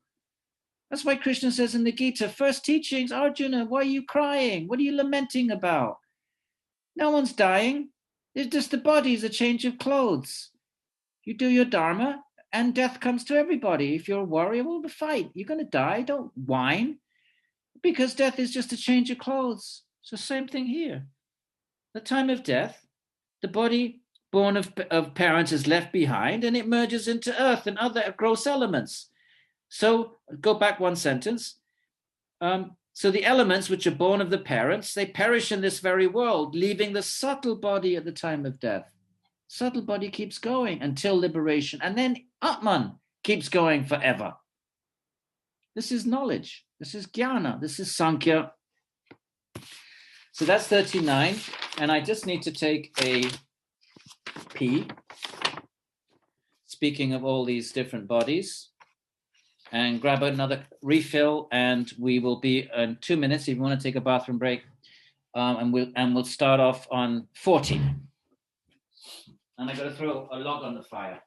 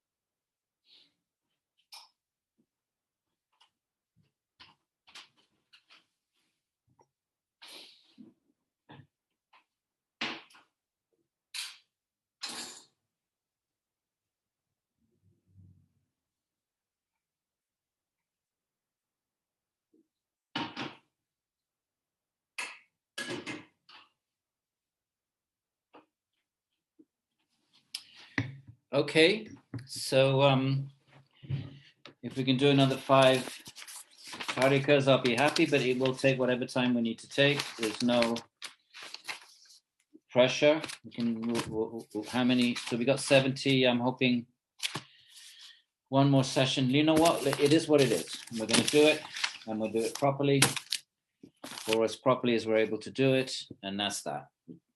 We took on this project, and we're going to see it through. So 40. So this subtle body is primeval, meaning we've had it since the beginning. There's no beginning. Anadi, infinite births. So the Sanskrit is Purva Utpana.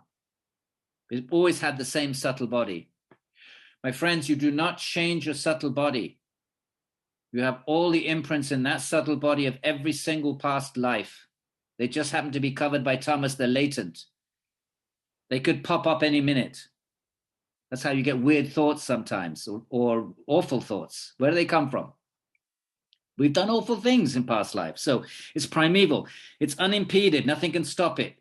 It can go through gross matter because it's subtle.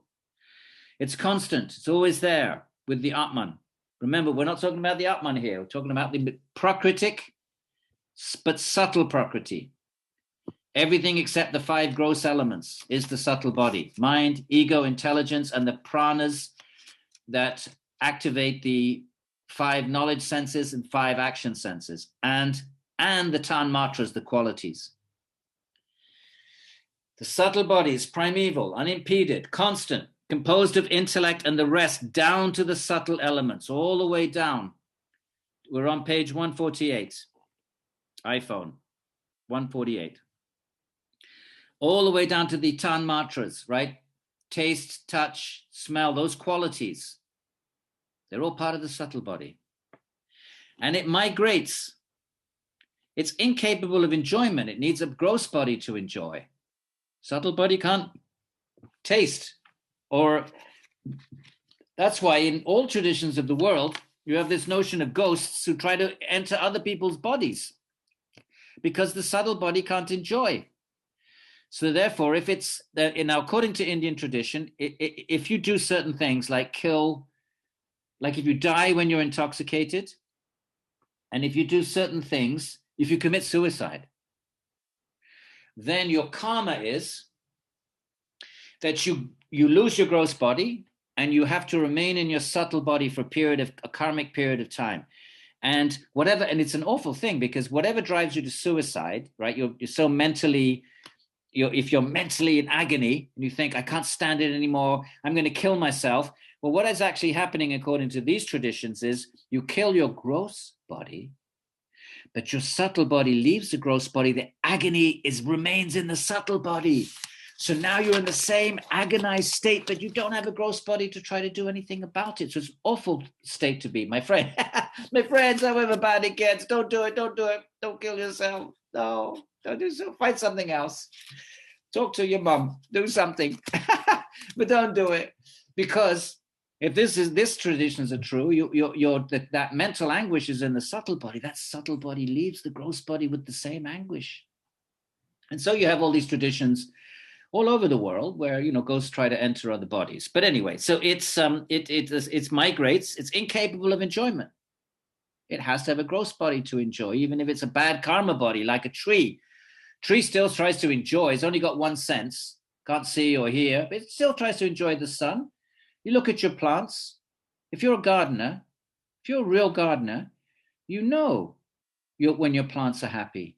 Have you not felt psychically when you water your plants, how they all of a sudden, that's their happiness, because all they have one sense, they feel the water.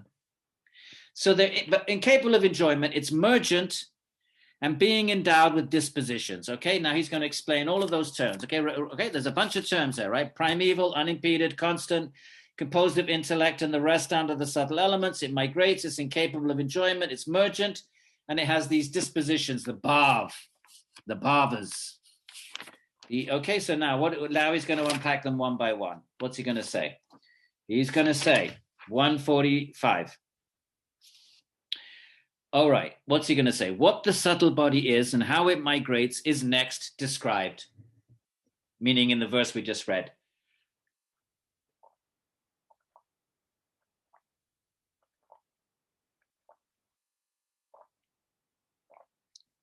Do you ever wake up in the morning with a sore throat because you didn't drink enough water? What is it? Whilst yet the universe is uncreated, then in the first creation of nature, the subtle body is produced. So in between creations, all the souls that are not liberated in one creation go into a state of tamas, latency, for a whole cosmic cycle, and then there's new creation. And the new creation, then those Atmans are reconnected with their subtle bodies from the previous cycle. That's why the theists say, who's going to oversee all of that? Has to be an Ishvara. So then the subtle body is produced, meaning it's reproduced, actually, from the previous cycle. Moreover, it is unconfined, unimpeded. What does that mean? It's not attached to the states of beasts, gods, and men. It might live as a man or a woman for 50 years, and then it dies and becomes an animal. It's not attached. It's not stuck in them. As celestial, you get to be a celestial enormous amount of time. Eventually you leave. So in that sense, it's unimpeded. It's not attached to the states of, attached in the sense of it's forced to remain there. It doesn't. Okay, so he's explaining each of those 10 words in the verse. So it's not attached to the states of beasts, gods, and men. What else? On account of its subtlety, it is wholly unrestrained. It can pass into mountains. Right? With the gross body, you walk into a mountain or a wall, you smash your face. The gross elements of your face smash into the gross elements of the wall. But in a subtle body, right? That's why ghosts, they can go, right? If you think of the ghost stories of the world, all over the world, you could say they're all nonsense, or say what you want, but they all have these, if they have common features, and maybe there's something to it. And ghosts walk through walls, don't they? Well, that's a subtle body. So passing into mountains and the rest without obstruction, and thus it moves, it goes. It's still a body. It's not the Atman, which doesn't go anywhere. It's emotionless. It's eternal. What does that mean? Well, it's not eternal. It's beginningless. That doesn't mean it's endless. He wants to specify that. Normally, eternal means no beginning and no end. That's the wrong word. Let's see what, I bet the Sanskrit is anadi. You see, this is the problem with translation. Anadi doesn't mean eternal. It means beginningless. There's a difference. If you call something eternal, it means there's no beginning and no end. But if you say something's beginningless, it means, oh, it's always it never had a beginning, but it could have an end. And that's what liberation. You can be free. Maybe the subtle body was beginningless, but it can have an end. And now what's liberation? Nothing other than that. So therefore, that's another example of, you have to be careful how you translate terms, because you have to be precise. It's beginningless. Where are we? He says eternal, but okay. That is, it moves till the discriminative knowledge is attained, Viveka kyatir. Then it dissolves. Gross body dissolves every life at death.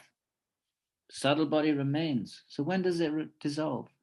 Only at the end of the life in which you attain liberation. Then it dissolves. It's also Prakriti, it goes back to Prakriti. And that's Patanjali. If you read the commentaries on 210 of Patanjali, they talk about it right there. Te pratiprasava sukshmaha. They are subtle. When do the kleshas dissolve? We read the commentators when you become liberated. Read the commentators of Patanjali 210. Right. This body, subtle body, is composed of mahat, which is, remember, is a synonym for buddhi. If you haven't got that already, make sure you get that. It's composed of buddhi and the rest, all the way down to the subtle elements. Even the 5 tanmatras, they're part of the subtle body. The body isn't just prana and mind and intelligence. It's also actually has a form of subtle elements, which you can't perceive with the gross senses, except in some rare cases. Okay. So mahat adi means which is preceded by mahat, right? Just repeating himself. Intellect, ego, mind, and the 5 subtle elements, down to the subtle, all the way down to the subtle elements. That body migrates, made of everything other than the last 5 gross elements, earth, water, fire, air, ether. They don't migrate. They go back to Prakriti. That's death. That's when the body rots. To dust thou art, to dust thou shalt return. That's the gross body, not so the subtle. It migrates. It traverses the 3 worlds like an ant on the body of Shiva. Well, where's that coming from? So you can go anywhere in the 3 worlds, because you don't know where your next life is going to be. Could be on some other dimension, some other celestial realm. It could be anywhere. According to karma, it's going to be thrust into some other form. I don't know what this means, like an ant on the body of Shiva. Maybe it means, it's minute, it's tiny. I'm not sure exactly what he has in mind when he says that. Incapable of enjoyment, the subtle body. Why? Devoid of any enjoyment. Why? This means that the subtle body becomes capable of joy. How does it become capable of enjoyment? Because it assumes activity through the aggregation of the external body born of parents. The subtle body can only enjoy when it gets an external body born of the parents. Otherwise, if it's just in a subtle, it can't enjoy. Has no senses, made of gross elements. Endowed with dispositions. Remember the bhavas, the four: dharma, jnana, aishvarya, and vairagya. Four sattvic, four tamasic. Who remembers that? Bob.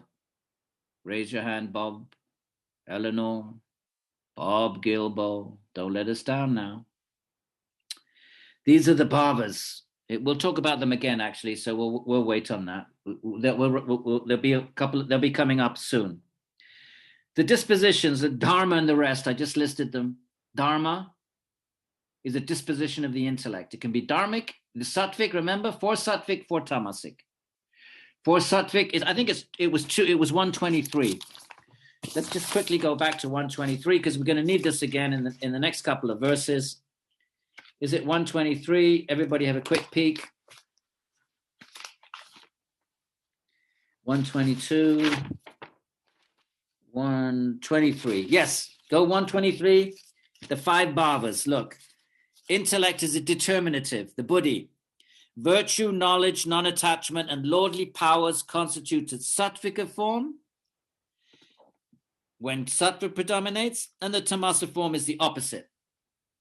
So four, virtue, that's dharma, knowledge, jnana, non-attachment, vairagya, and aishvarya, that's sattva, and the opposite, adharma, ajnana, raga is the opposite of vairagya, raga, and no aishvarya. So these are the bhavas. I guess they're dispositions of the intellect, and obviously shades of gray in between. So they're all in the subtle body. So you're born already with a dharma disposition or not. You already, when you're born as a human, none of this applies to animals, at least dharma doesn't. So you're already born. The children already have some innate. When we say innate, what does that mean? In Sankhya, it means it's not magical word innate. It's a subtle body which already has dispositions from past practices and activities. All right. So endowed with these, they're called bhavas. And of course, in Krishna Bhakti, this bhava takes on a new meaning of love of God. So some of these words get reworked. Lakshmi, if Lakshmi is there, bhava then becomes one of the different loves in different, instead of the four bhavas of Sankhya, bhava becomes 12 bhavas of bhakti. 5 primary ones. Anyway, that's a story for another day. Right. So what are these? So just when he says disposition, the term is bhava. Okay. So the bhavas, right, the 4 of them, dharma and the rest, we shall hereafter explain. Well, he's saying, well, we'll talk about them later. Invested with is colored or affected by.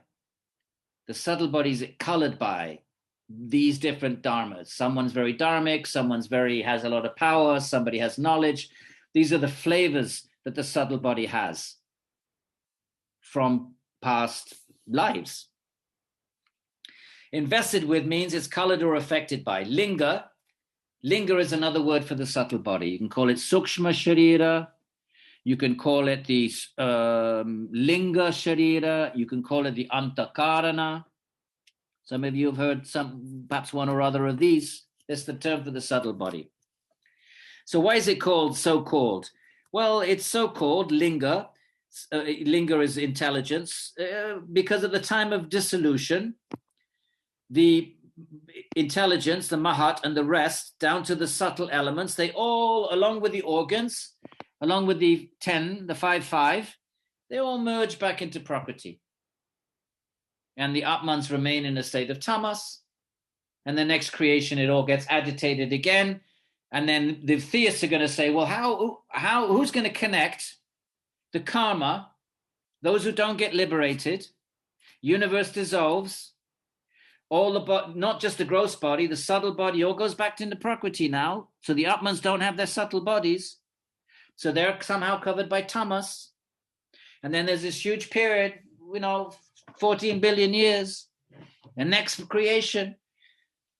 Purusha gets agitated. Sankhya says, well, Purusha just agitates Prakriti. Well, why does it suddenly agitate Prakriti after 14 billion years then? What's the mechanism that causes that to suddenly activate mysteriously after 14 billion years, the Vedanta's going to say. There's got to be an Ishvara. You can't just say it's just Purusha, the proximity, like a magnet. Well, what makes the magnet come next to Prakriti after 14 billion years then?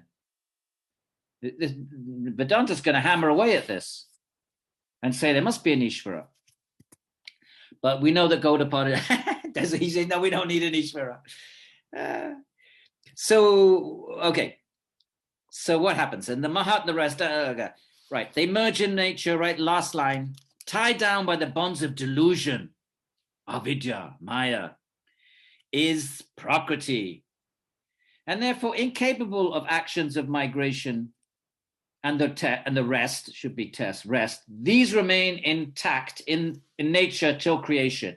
In other words, when the universe dissolves, the subtle body dissolves, and now there's no movement. Trapped by Maya, by Avidya, by Tamas. So there's no actions of migration. These remain intact in the nature till creation, themselves not migrating. The subtle linga, therefore, at the time of creation migrates again. So then the Atman picks up its old karma from the previous cycle, and it picks up its old subtle body. And Vedanta's going to say, what do you mean it picks up its old subtle body? You just said the subtle body merges back into Prakriti. How can it pick it up again?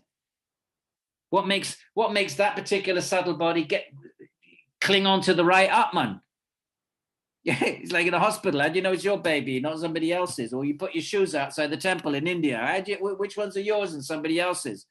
Vedanta's going to say, okay, you just said that the time of dissolution, death, the body goes back. We all know that. Every birth, gross body goes back. Fine, okay. But then you're saying, when everybody accepts, that not just the gross body, but the subtle body at the end of one creative cycle, the subtle body also goes back into Prakriti.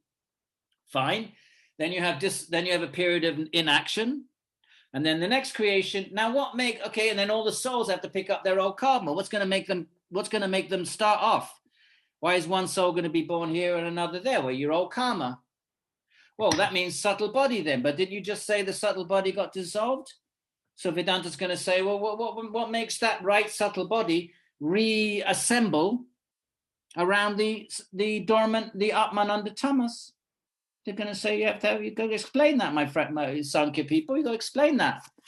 We say there's an Ishvara, said Vedanta. That's what we say. What do you say? We don't have an explanation. So you better accept our Ishvara. Anyway, so these are some of the nice discussions that go on. And we try fit one more in. We did 39, so 147, 148. We just did 40. I was hoping we'd get to 41, but it doesn't matter. Oh, nice one. Translation, 41, page 150. As a painting does not stand without a ground. You'll like this one. Without a substrator. A painting doesn't just float in the air. Look at my painting behind me. Isn't it beautiful? That's Orion silk from Orissa. Or Krishna Lila. Well, it's not just floating in air. It's pinned on a wall. So, as a painting does not stand without a ground, meaning a support. Okay, as a support. Or as a shadow does not exist without a post. If there's a shadow, it's not just a shadow, unless it's a ghost. A post gives a shadow. So in the same way, the subtle body, the cognitive apparatus, intellect, in other words, the subtle body, right, cognition, the knowledge acquiring senses, they do not subsist supportless. They have to have a gross body. They have to be supported. So in the same way as a painting needs a support, so the subtle body needs a support. So too, the cognitive apparatus, we've just been talking about, all these instruments of cognition, intellect, etc., the 13. Actually, it's more than 13. It's 13 plus 5. It's 18. Subtle body is 18. It's the 23 minus 5. What are we minusing? The 5 gross elements. The rest is subtle body. So it also does not subsist supportless without what are specific particles. What are specific particles? The 5 atoms of earth, water, air, fire, ether, the Mahabhutas, the gross elements that compose the gross body. So subtle body needs to be supported. All right, I mean, there are exceptions to this, like I mentioned the ghosts and stuff, but for the most part, right? Let's go back to the Bhashya. So that would be 146. We just did that. 147. Where is, oh, there it is. Oh, look at that. Okay. We did that. Okay, Bhashya, so it's on page 148. So he raises the question, Gaudapada. If it is asked, somebody say, excuse me, I have a question. I want to ask them. So if it is asked, why do the 13 organs migrate? He's talking 13 here, but we have to add the another 5 as well. But 13 organs, the other 5 are not organs, they're just tanmatras. So why do the 13 organs migrate? So then the author replies, author meaning Ishvara Krishna, the author of the Karikas. How does he reply? Here's his reply. As a picture does not stand without the support of a wall or something or the like, he's repeating the verse. As the shadow does not stand without a post and the like. So the word adi means etc. So he's saying, because the verse says adi, he says, you know, just like a picture needs a wall and a shadow needs a post, etc. So now, so the Gaudapada is going to, he's going to embellish the etc. He's going to throw in a couple of examples of his own. So he says the word adi means etc. It comprises other illustrations as well. He says we can add some more examples. So what is he going to add? Well, like water cannot be without coldness. If it's water, it's cool.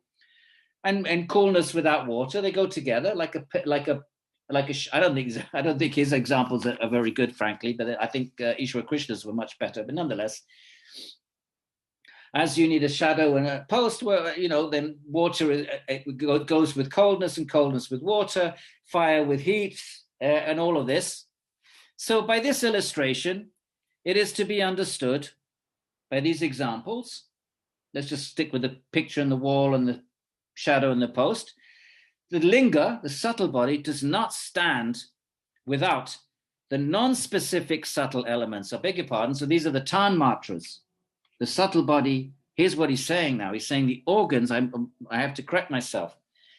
The organs need the subtle body. It needs another subtle body. So there's basically another subtle body, which is made of the tanmatras. It needs the non-specific subtle elements to stand. So this is the subtle body. 18. Here, specific elements also are implied, or the body composed of the 5 gross elements, for without a body having specific particles, where can the place of the linga be? Where is the subtle body? It needs a gross body. Where are you going to find it? It has to be embedded in a gross body, which, when one abandons one's corporeal frame, when one dies, that subtle body takes refuge in another body. It needs a support. That's the point. The subtle body needs to be supported. It doesn't float around on its own. Supportless means devoid of support. Linga is the 13-fold instruments. And by the way, there are differences. Look in the notes. Halfway down page 140, there is a difference of opinion regarding the interpretation of the Vishesha, Vina. Does it include the subtle elements or not? But here, you know, and if you go down a bit in the notes, the big paragraph, like go up 12 lines from the bottom, the linga sharira is not material, right? The subtle body, linga is not material. It's not material enough, to support the cognitive apparatus. The cognitive apparatus are intelligence, ego, mind. A third body is required for its support, and this is made up of the subtle form of the specific or the gross elementary matter. When the gross body is abandoned, a support is necessary for the passage of the linga sharira to the other regions, and therefore another species of body is established. The Sāṃkhya Sutra supporting this view, and he gives some other verses. So there's differences of opinion as to whether in my understanding, everybody agrees that the subtle body is the intelligence, the mind, and the ego, and the pranas. But there seems to be some difference of opinion whether that you need another subtle body made of the tanmatras, the qualities, that you need that as a support to take the cognitive apparatus into the next body. Everybody accepts that the gross body has nothing to do with it. That just dies every... but at the time of death, there seems to be a difference of opinion about whether it's just the 13 instruments or 18, including the 5 subtle elements. And so if you read the note there, you'll see how different commentators take that differently. Okay, so whether it is the subtle body that transmigrates, is it just intelligence, ego, mind? Everybody accepts that. And then the 10 shaktis or pranas that facilitate the knowledge and action. So we've got 3 plus 10, that's 13. Is that what transmigrates, or is it the 13 plus the 5 subtle elements? And that depends on how you read this verse. There's differences of opinion. Okay, so do what you want with it. And I think we'll stop here. It seems like a good place because Lakshmi is with us. And what do we kick off next? So we did 41, and then where's 42, 49, 50, 51, where's, okay.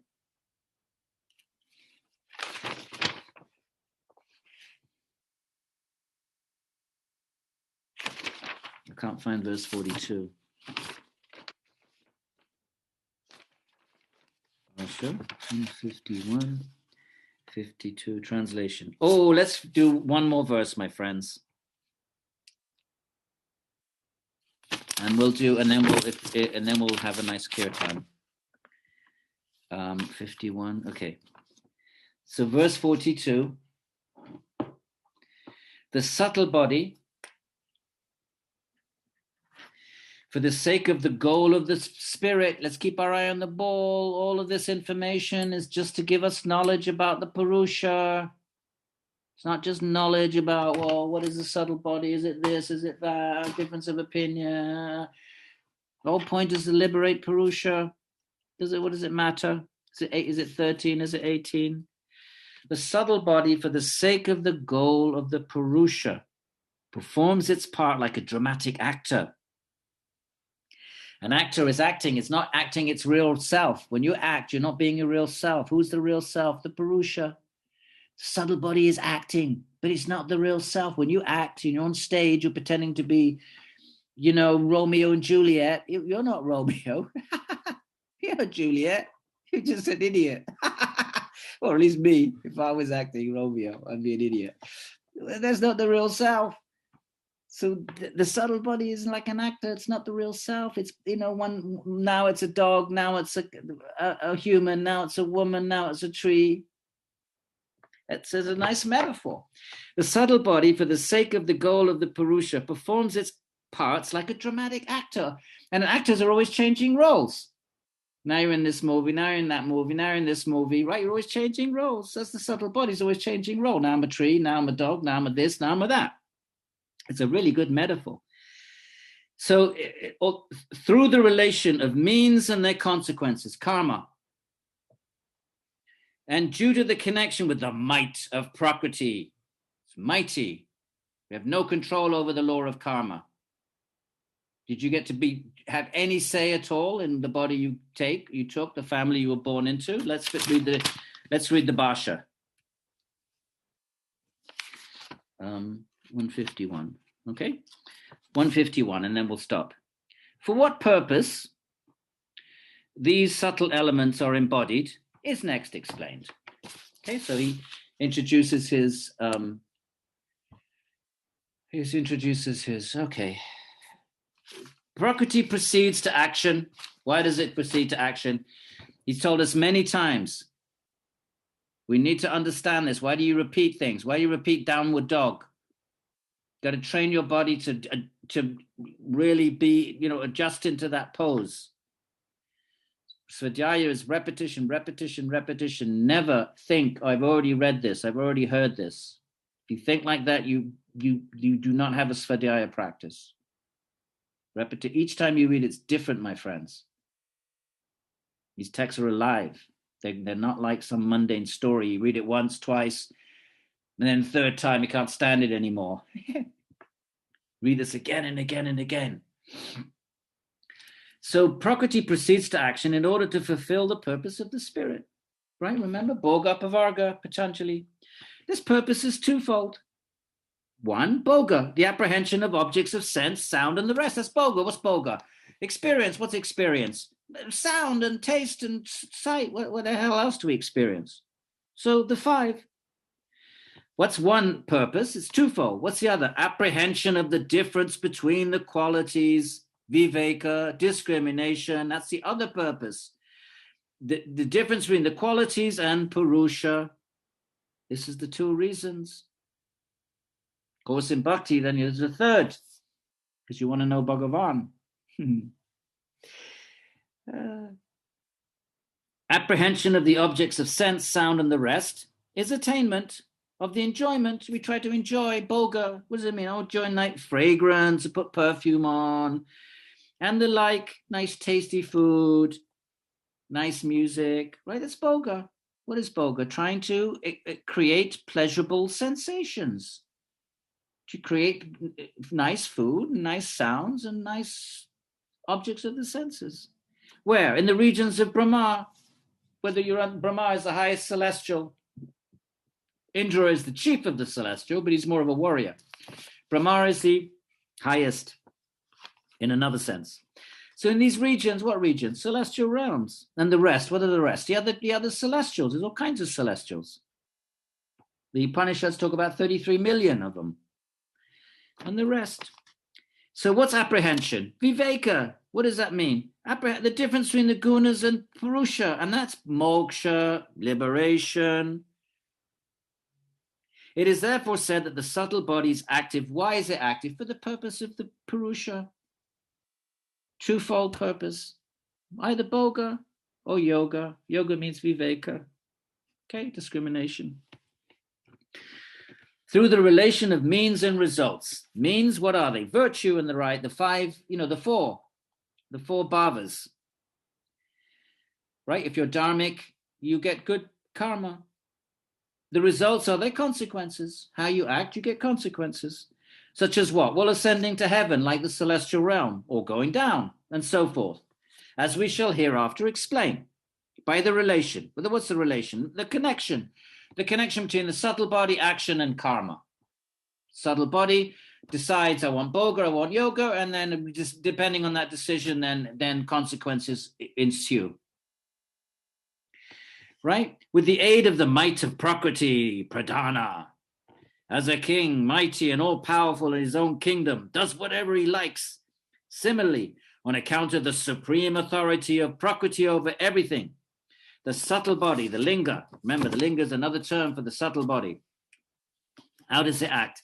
It acts through the connection with the means and their results, karma, action, reaction. So the subtle body gets thrown into a particular body. It's a reaction to the decisions it makes in one body. And then it uses the body to act. Right? The subtle body says, okay, do this, do that, and it acts, and then it creates karma. And then what? Die, then that karma takes you into another gross body. So that's the connection between, how does he put it? The connection between the means and their results. The subtle body are the means by which you act and think and decide what to do, and then the instruments of action and the shaktis and the pranas, and then you do. And then you get your karma. So if you want Bhoga, then that's one option. The other is liberation. That is, the Prakriti determines the conditions for the linga in assuming the different bodies. It's Prakriti then that creates the different bodies for the subtle body after death. Prakriti then creates the next birth that's suitable for, that's the appropriate consequence of the actions performed in life. So linga is the subtle body composed of minute particles. I don't know what he means by that, but I don't have time to check. And is possessed of the 13 instruments. So here he's talking about 13, not 18. And assumes various conditions. By what? By its birth amongst gods, animals, and men. So here he's talking about 13 rather than 18. So there is a difference between whether it's 13. I would go with the 13 personally, because whenever I've other texts that talk about the subtle body, they tend to talk about the 13. The three organs of, intelligence, mind, and ego, and then the shaktis, which some texts call pranas. Behind each sense has its own shakti or prana. There are 10 pranas. I know we talk about 5, but other texts talk about 10. So I wouldn't, this idea that there, in addition, there's the other 5 subtle, I don't think that's a majority view. That seems to be a minority view. It doesn't matter. Right, we're almost done. So where are we? Linga, Okay. It takes birth by its birth amongst gods, animals, and men. How? Well, like an actor, right? You're an actor. You pretend to be this. You pretend to be a cowboy. Now you pretend to be a spaceman. Now, right? An actor, right? Just as an actor enters upon the scene, right? In a play, could be a god, and makes his exit, right? You come on, you're a god for this play, you do your 5 minutes and then you go again, or a buffoon, like the comedian, just like in Greek theater. Indian theater has the comic relief kind of actor that he provides comic relief. So the buffoon is called a vidushaka. So that's another kind of actor. In the same manner, the subtle body, through its connection with the means and their consequences, that's a karma. It's sort of a clunky way of saying karma. You means and consequences mean action and reaction. Like the actor enters the womb and comes out what? Or an elephant, or a woman, or a man. An elephant. I wouldn't mind being an elephant. That's king of the jungle. Unless you've got a toothache, then what do you do if you're an elephant? You've got a toothache. How do you scratch your tooth? Poor thing. He's only got one trunk. What's he going to scratch itself? In fact, in Sanskrit, one of the many words for elephant is the one-handed one. It has the hatin. The hatin. It only has in Hindi it's hastin. The hasti. It has one hand. So if you have I don't know, you got a scratchy bum or something, a scratchy back. How are you going to scratch it? So that I don't know about being an elephant, but anyway, you get to roam around and knock trees over. You don't have to walk. You can just knock them over. You don't have to sort of go around the tree. Okay, my friends. So I did say there were going to be some subtle body, and there we had it. And well done. And we've got to try and fit everything. So by the way, the final verses are very straightforward and easy, and they're the ones that I haven't taught this for years. But when I taught this in a introduction to Hindu philosophy, I never do all of this technical stuff. I do the first verses and then the last ones, because they're kind of not so metaphysically dense. So I think we're over there's a couple of verses coming up about 5 types of ignorance and 18 types of infirmities, and we'll just kind of read them. And then we get to my favorite part, which is the last 20 odd verses. So if you see my book here, you see I have all the ticks. The ticks is the ones that I read in class. And I start ticking at 50. What are we at now? 40, 42?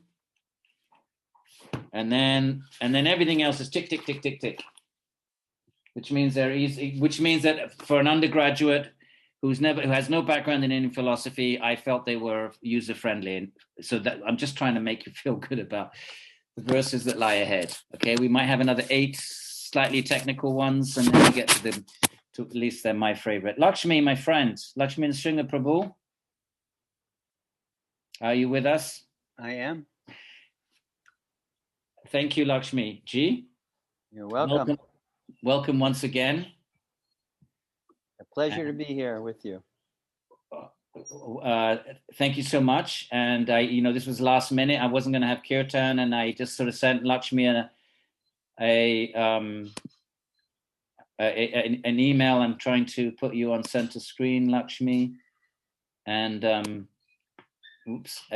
just sent him an email right before class, literally 5 minutes, saying, would you be so kind and gracious? And he said yes.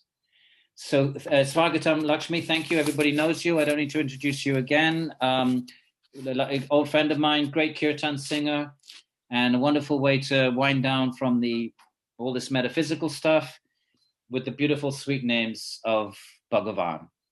And Lakshmi has the great heart of a bhakta, and therefore can touch our hearts. Thank you, Lakshmi. I just wanted to check the sound. Can you hear me fine? Yes. Can you hear this, Ektar? Yeah. Okay. And I'm just going to add this to say, just tell me if you hear this, okay?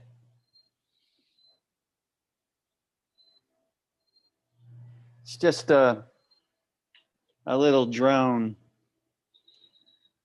Because last week you said, well, we really want the chickens and from outside, Lakshmi. Oh, okay. We need the sound of the special effects here.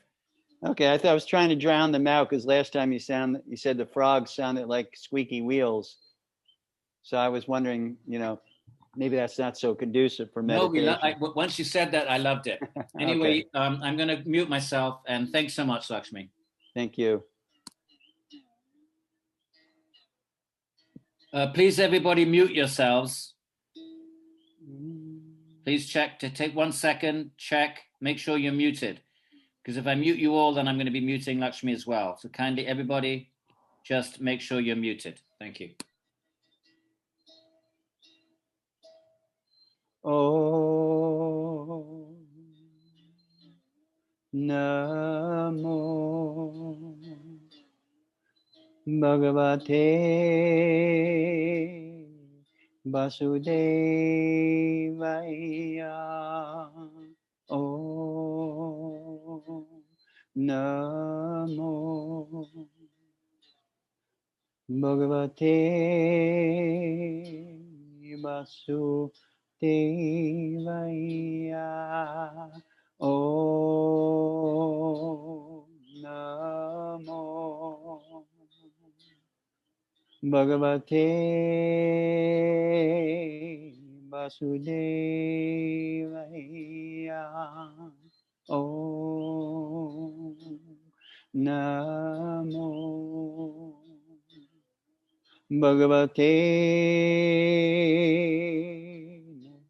Vasudevaya.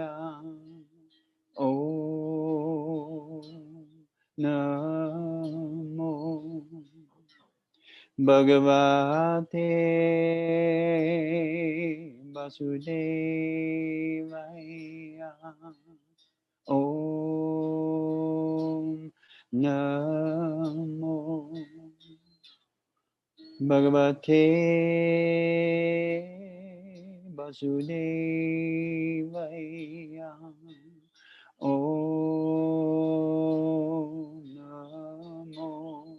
Namo Bhagavate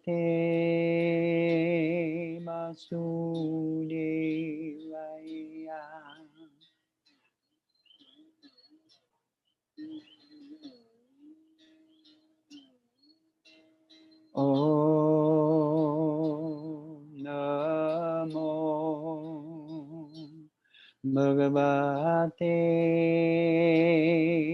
Vasudevaya.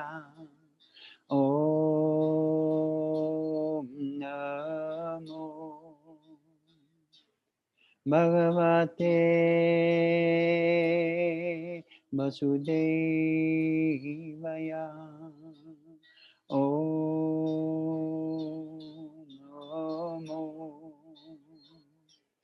Bhagavate Vasudevaya. Om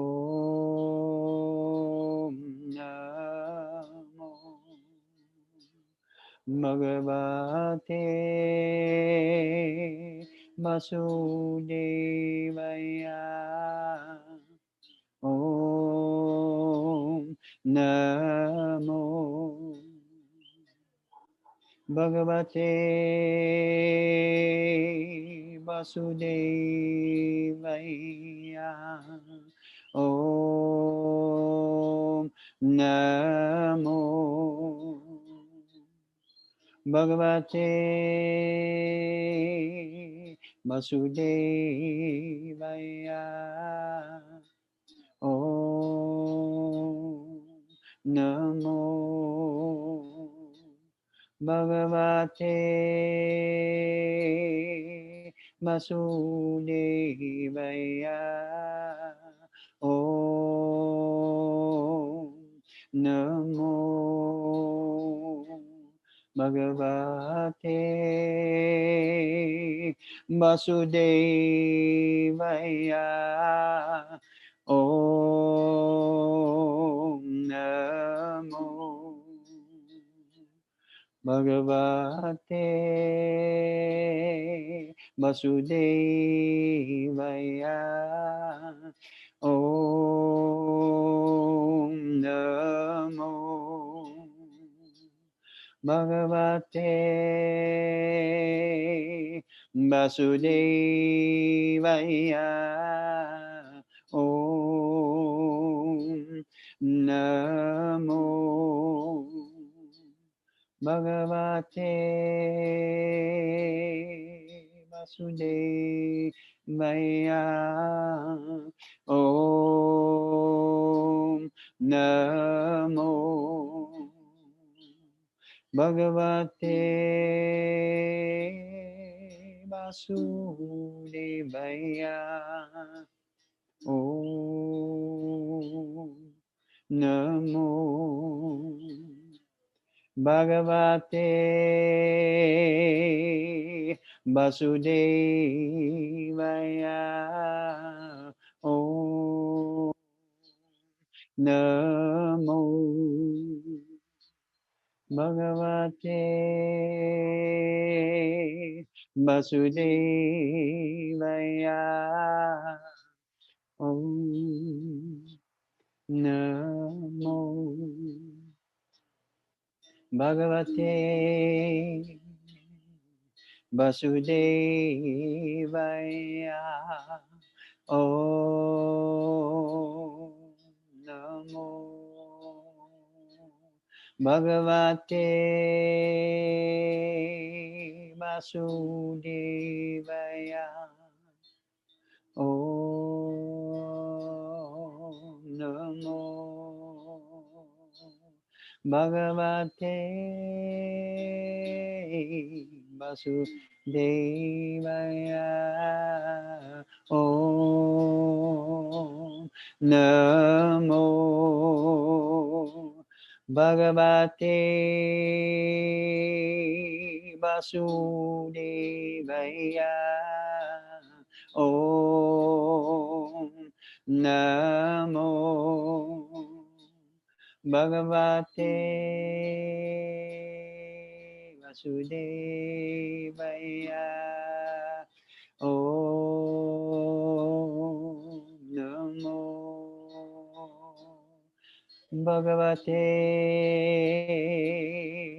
Vasudevaya. Om Namo Bhagavate Vasudevaya. Om Namo Bhagavate Vasudevaya. Om Namo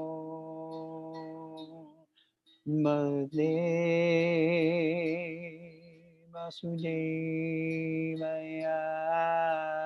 Om Namo Bhagavate Vasudevaya. Namo Bhagavate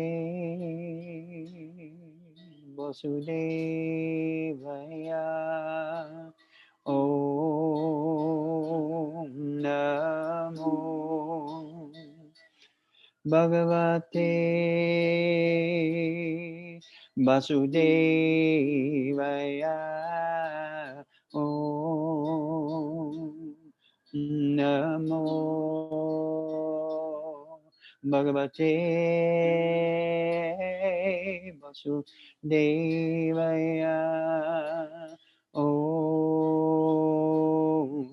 Namo Bhagavate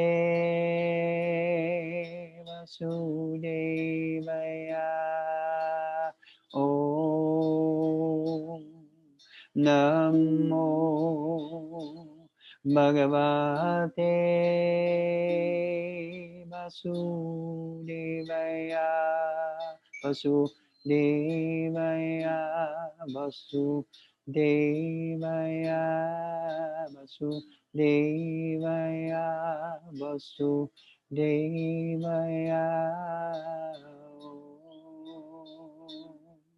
Namo Bhagavate Vasudevaya. Om Namo Bhagavate Vasudevaya.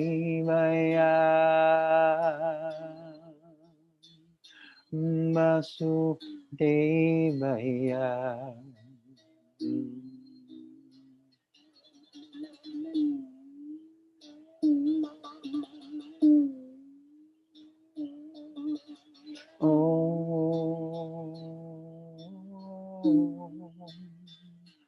Bhagavate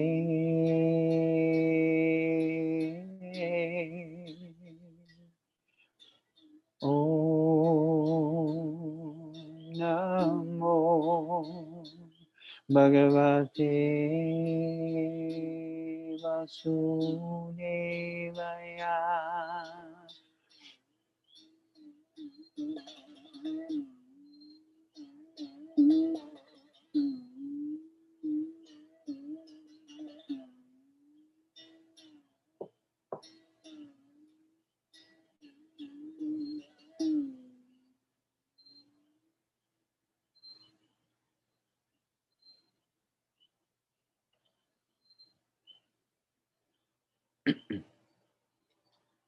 I'm going to switch instruments here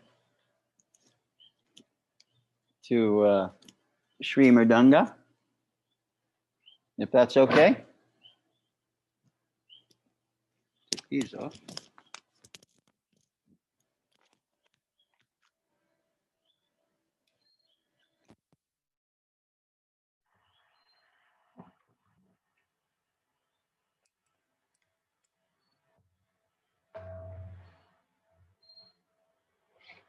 This is the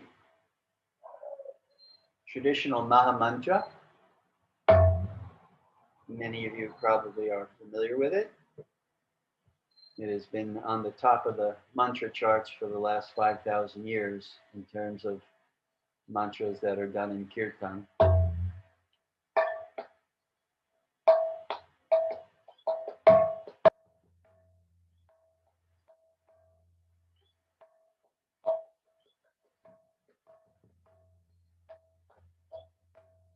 Hare Krishna, Hare Krishna, Krishna Krishna, Hare Hare, Hare Rama, Hare Rama, Rama Rama, Hare Hare, Hare Krishna, Hare Krishna, Krishna Krishna, Hare Hare, Hare Rama, Hare Hare Rama, Rama Rama, Hare Hare, Hare Krishna, Hare Krishna, Krishna Krishna, Hare Hare, Hare Rama, Hare Rama, Rama Rama, Hare Hare, Hare Krishna, Hare Krishna, Krishna Krishna, Hare Hare, Hare Rama, Hare Rama, Rama Rama, Hare Hare, Hare Krishna, Hare Krishna, Krishna Krishna, Hare Hare, Hare Rama, Hare Rama, Rama Rama, Hare Hare, Hare Krishna, Hare Krishna, Krishna Krishna, Hare Hare, Hare Rama, Hare Rama, Rama Rama, Hare Hare, Hare Krishna, Hare Krishna, Krishna Krishna, Hare Hare, Hare Rama, Hare Rama, Rama Rama, Hare Hare, Hare Krishna, Hare Krishna, Krishna Krishna, Hare Hare, Hare Rama, Hare Rama, Rama Rama, Hare Hare Krishna, Hare Krishna, Krishna Krishna, Hare Hare, Hare Rama, Hare Rama, Rama Rama, Hare Hare,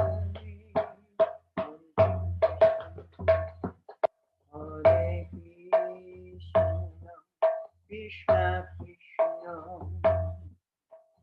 Hare Hare, Hare Rama, Hare Rama, Rama Rama, Hare Hare, Hare Krishna, Hare Krishna, Krishna Krishna, Hare Hare, Hare Rama, Hare Rama, Rama Rama, Hare Hare, Krishna, Hare Krishna, Krishna Krishna, Hare Hare, Hare Rama, Hare Rama, Rama Rama, Hare Hare, Hare Krishna, Hare Krishna, Krishna Krishna, Hare Hare, Hare Rama, Hare Rama, Rama Rama, Hare Hare, Hare Krishna, Hare Krishna, Krishna Krishna, Hare Hare, Hare Rama, Hare Rama, Rama Rama, Hare Hare, Hare Krishna, Hare Krishna, Krishna Krishna, Hare Hare, Hare Rama,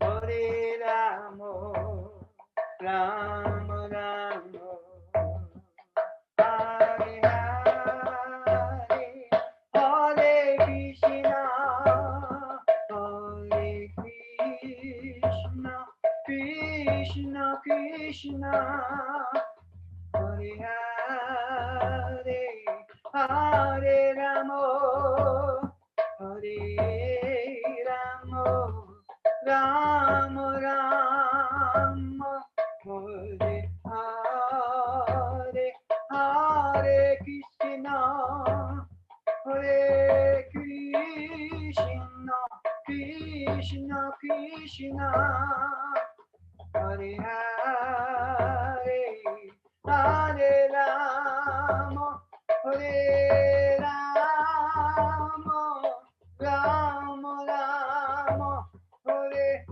Hare, Hare Krishna, Hare Krishna, Krishna Krishna, Hare Hare, Hare Rama, Hare Rama, Rama Rama, Hare Hare, Hare Krishna, Hare Krishna, Krishna Krishna, Hare Hare, Hare Krishna, Hare Krishna, Krishna Krishna, Hare Hare, Hare Rama, Hare Rama, Rama Rama, Hare Hare, Hare Krishna, Hare Krishna, Krishna Krishna, Hare Hare, Hare Rama, Hare Rama, Rama Rama, Hare Hare,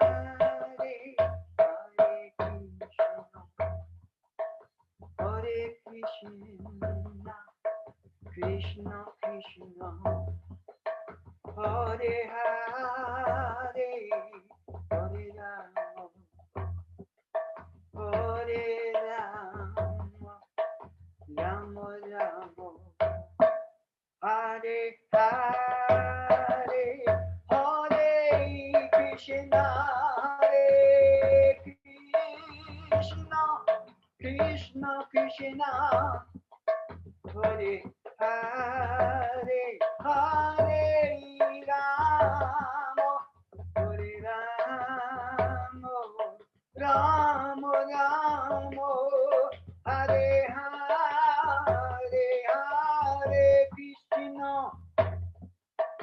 Hare Krishna, Krishna Krishna, Hare Hare, Hare Rama, Hare Rama, Rama Rama, Hare Hare, Hare Krishna, Hare Krishna, Krishna Krishna, Hare Hare, Hare Rama,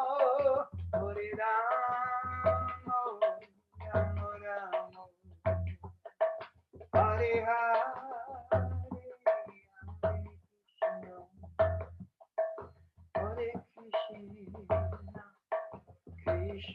Krishna Hare Hare Hare Rama Hare Rama Rama Rama Hare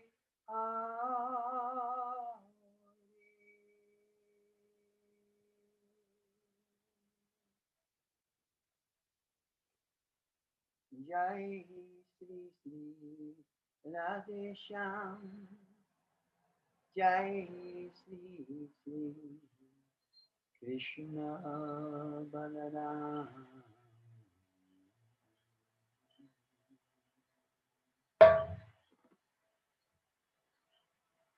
Gaura Premanande Hari Hari Hari Bol. Thank you so much, Lakshmi. Thank you for inviting me. Aye. A wonderful way to end a Svadhyaya session. So thank you.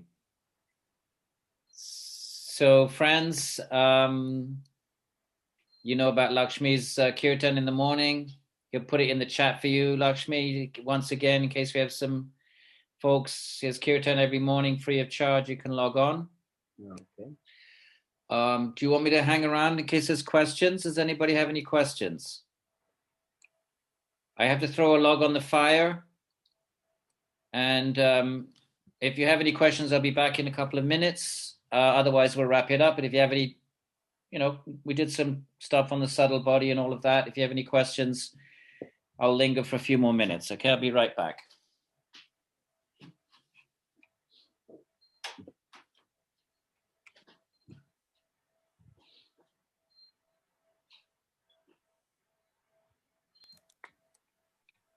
Thank you, Lakshmi.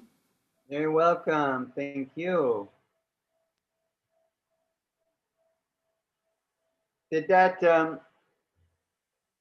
my chat message make it there or no?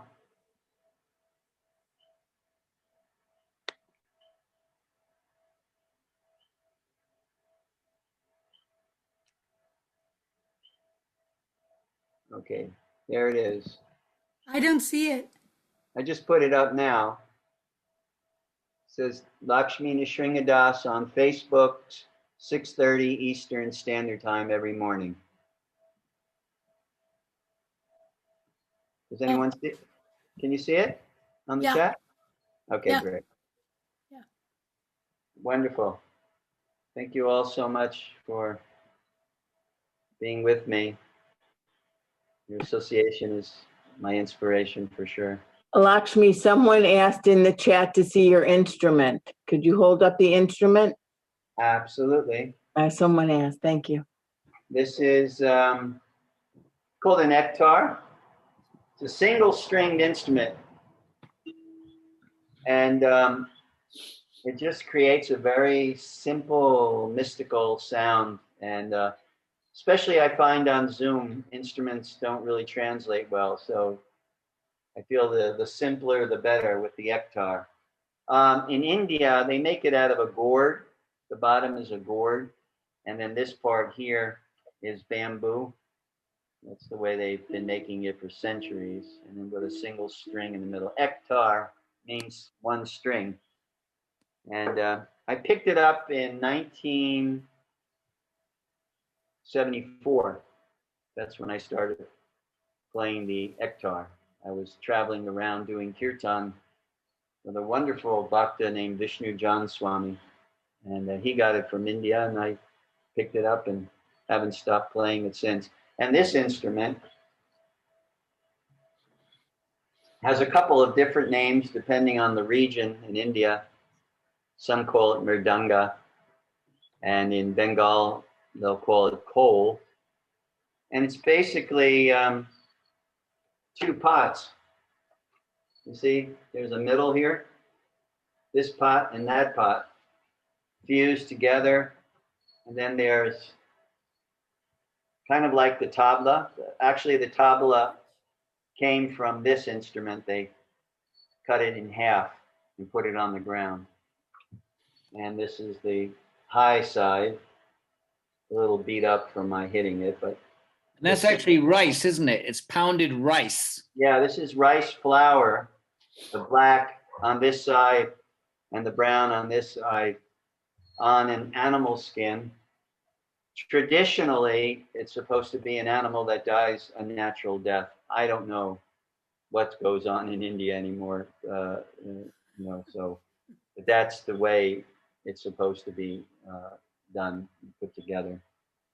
So it's been an instrument in the kirtan, especially amongst the Gaudiya Vaishnavas, for ages and ages. The actual, if you've heard kirtan before and you see the harmonium is a recent addition, probably around the time of Bhaktivinoda Thakur, 1850s or something like that. Prior to the harmonium coming from Europe, there's different theories on where it came from. The English brought it, but they say the French, some say the German originated. I don't exactly know. I don't think anyone really knows, but in any case. I thought the harmonium was an Indian version of the organ, and the Indians kind of adapted it and made it portable. That's what I always thought.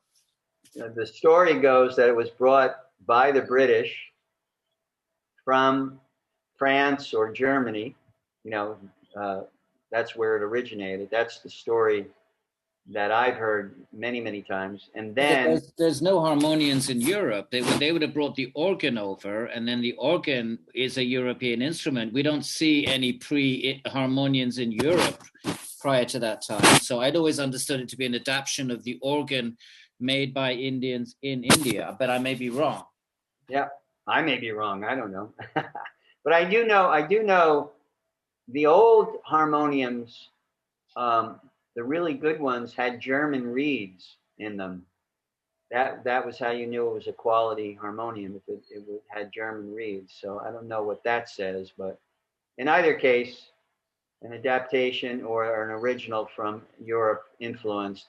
It replaced, unfortunately, the Esraj. And if you've ever seen the Esraj and heard it, it's an amazing instrument. It's like the heartfelt crying of a gopi. It's much harder to play, of course, but the Esraj is still used by some, but not as universal as the harmonium is. You see in Sikh kirtans and Gaudiya Vaishnava kirtans and other kirtans throughout India, a lot of them use harmonium and tabla, and then in different places like Bengal and Orissa, they'll use and Manipur also. Wherever the Gaudiya Vaishnavas are strong, they'll use this instrument, and amazing. They play it very amazingly. Just actually this kol or mridanga and the kartals, which are these here. These are made of brass. Just the combination of the two are really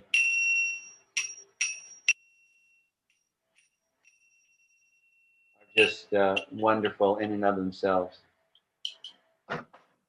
So that's the lesson for the day on kirtan. Do any of you have questions for Lakshmi, either about kirtan or about anything?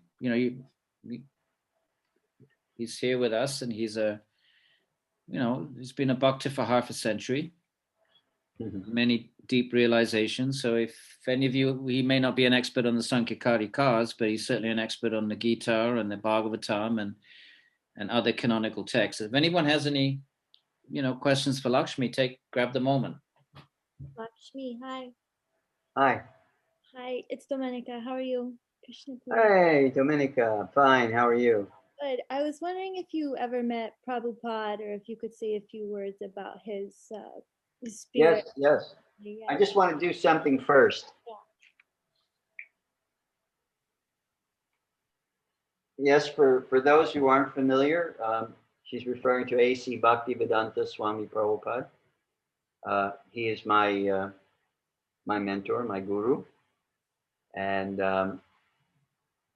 I met him first through his books in 1972, 71, 72, and then became his initiated disciple and student in 1973.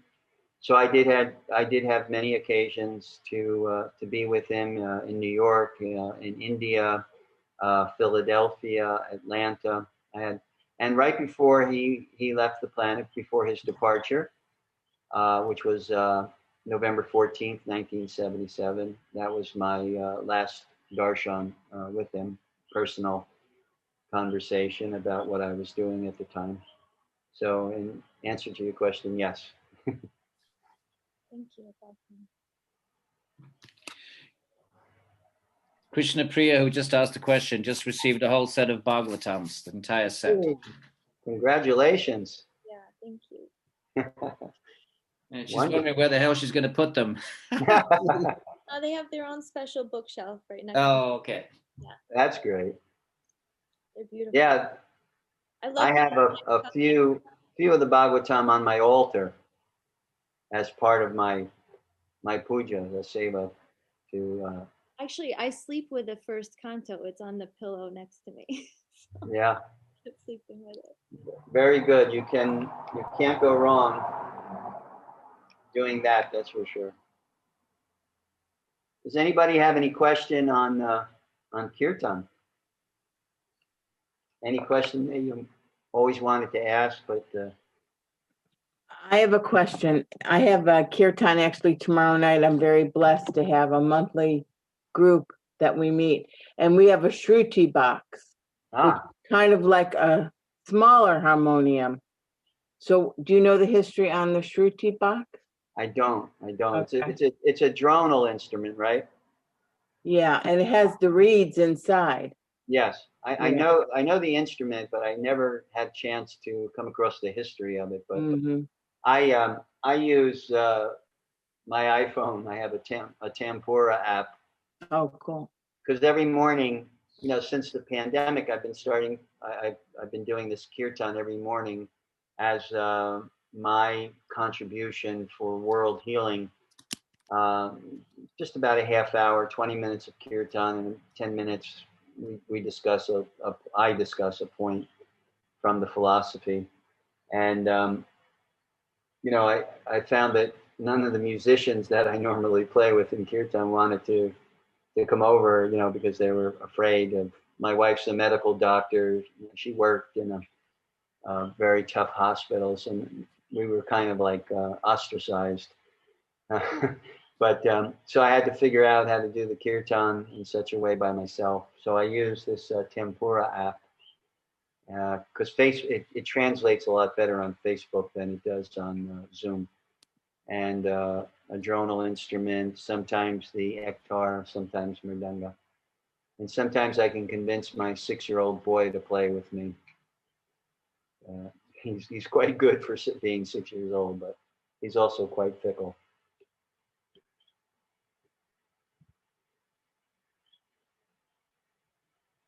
Yeah, you're fortunate. You have a nice kirtan group. Blessed. So if there's I'm learning to play the cajon. Oh, very nice. Yeah. That's a nice. Yes. Yeah. When I do yoga studios in Puerto Rico, I have about 8 or 9 musicians that accompany me. Cello, violin, guitar, mridanga I play, kartals, harmonium. Don't forget the chickens. And we have the chickens and the kokis, which are little frogs that chirp like birds. And I have this one lady who plays cajon. She does a really nice job. And it's a nice combination between the mridanga, which has this very Eastern feel, and the cajon, which has a more Western feel. It's a nice combination. But I'm actually getting into doing it by myself. It's just because I can go off in any direction that I want without having to worry about confusing the musicians. So thanks again, Edwin. Anytime. matter if it's last minute. If I'm Thank you. available, I love to associate with you and all your wonderful students.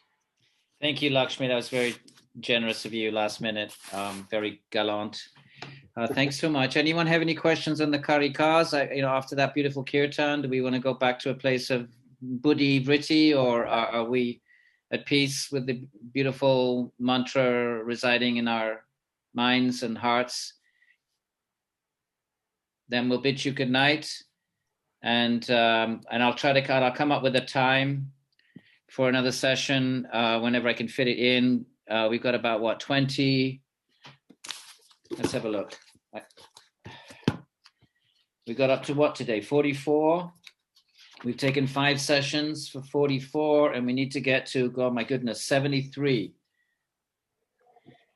So we might need to do 2 more sessions.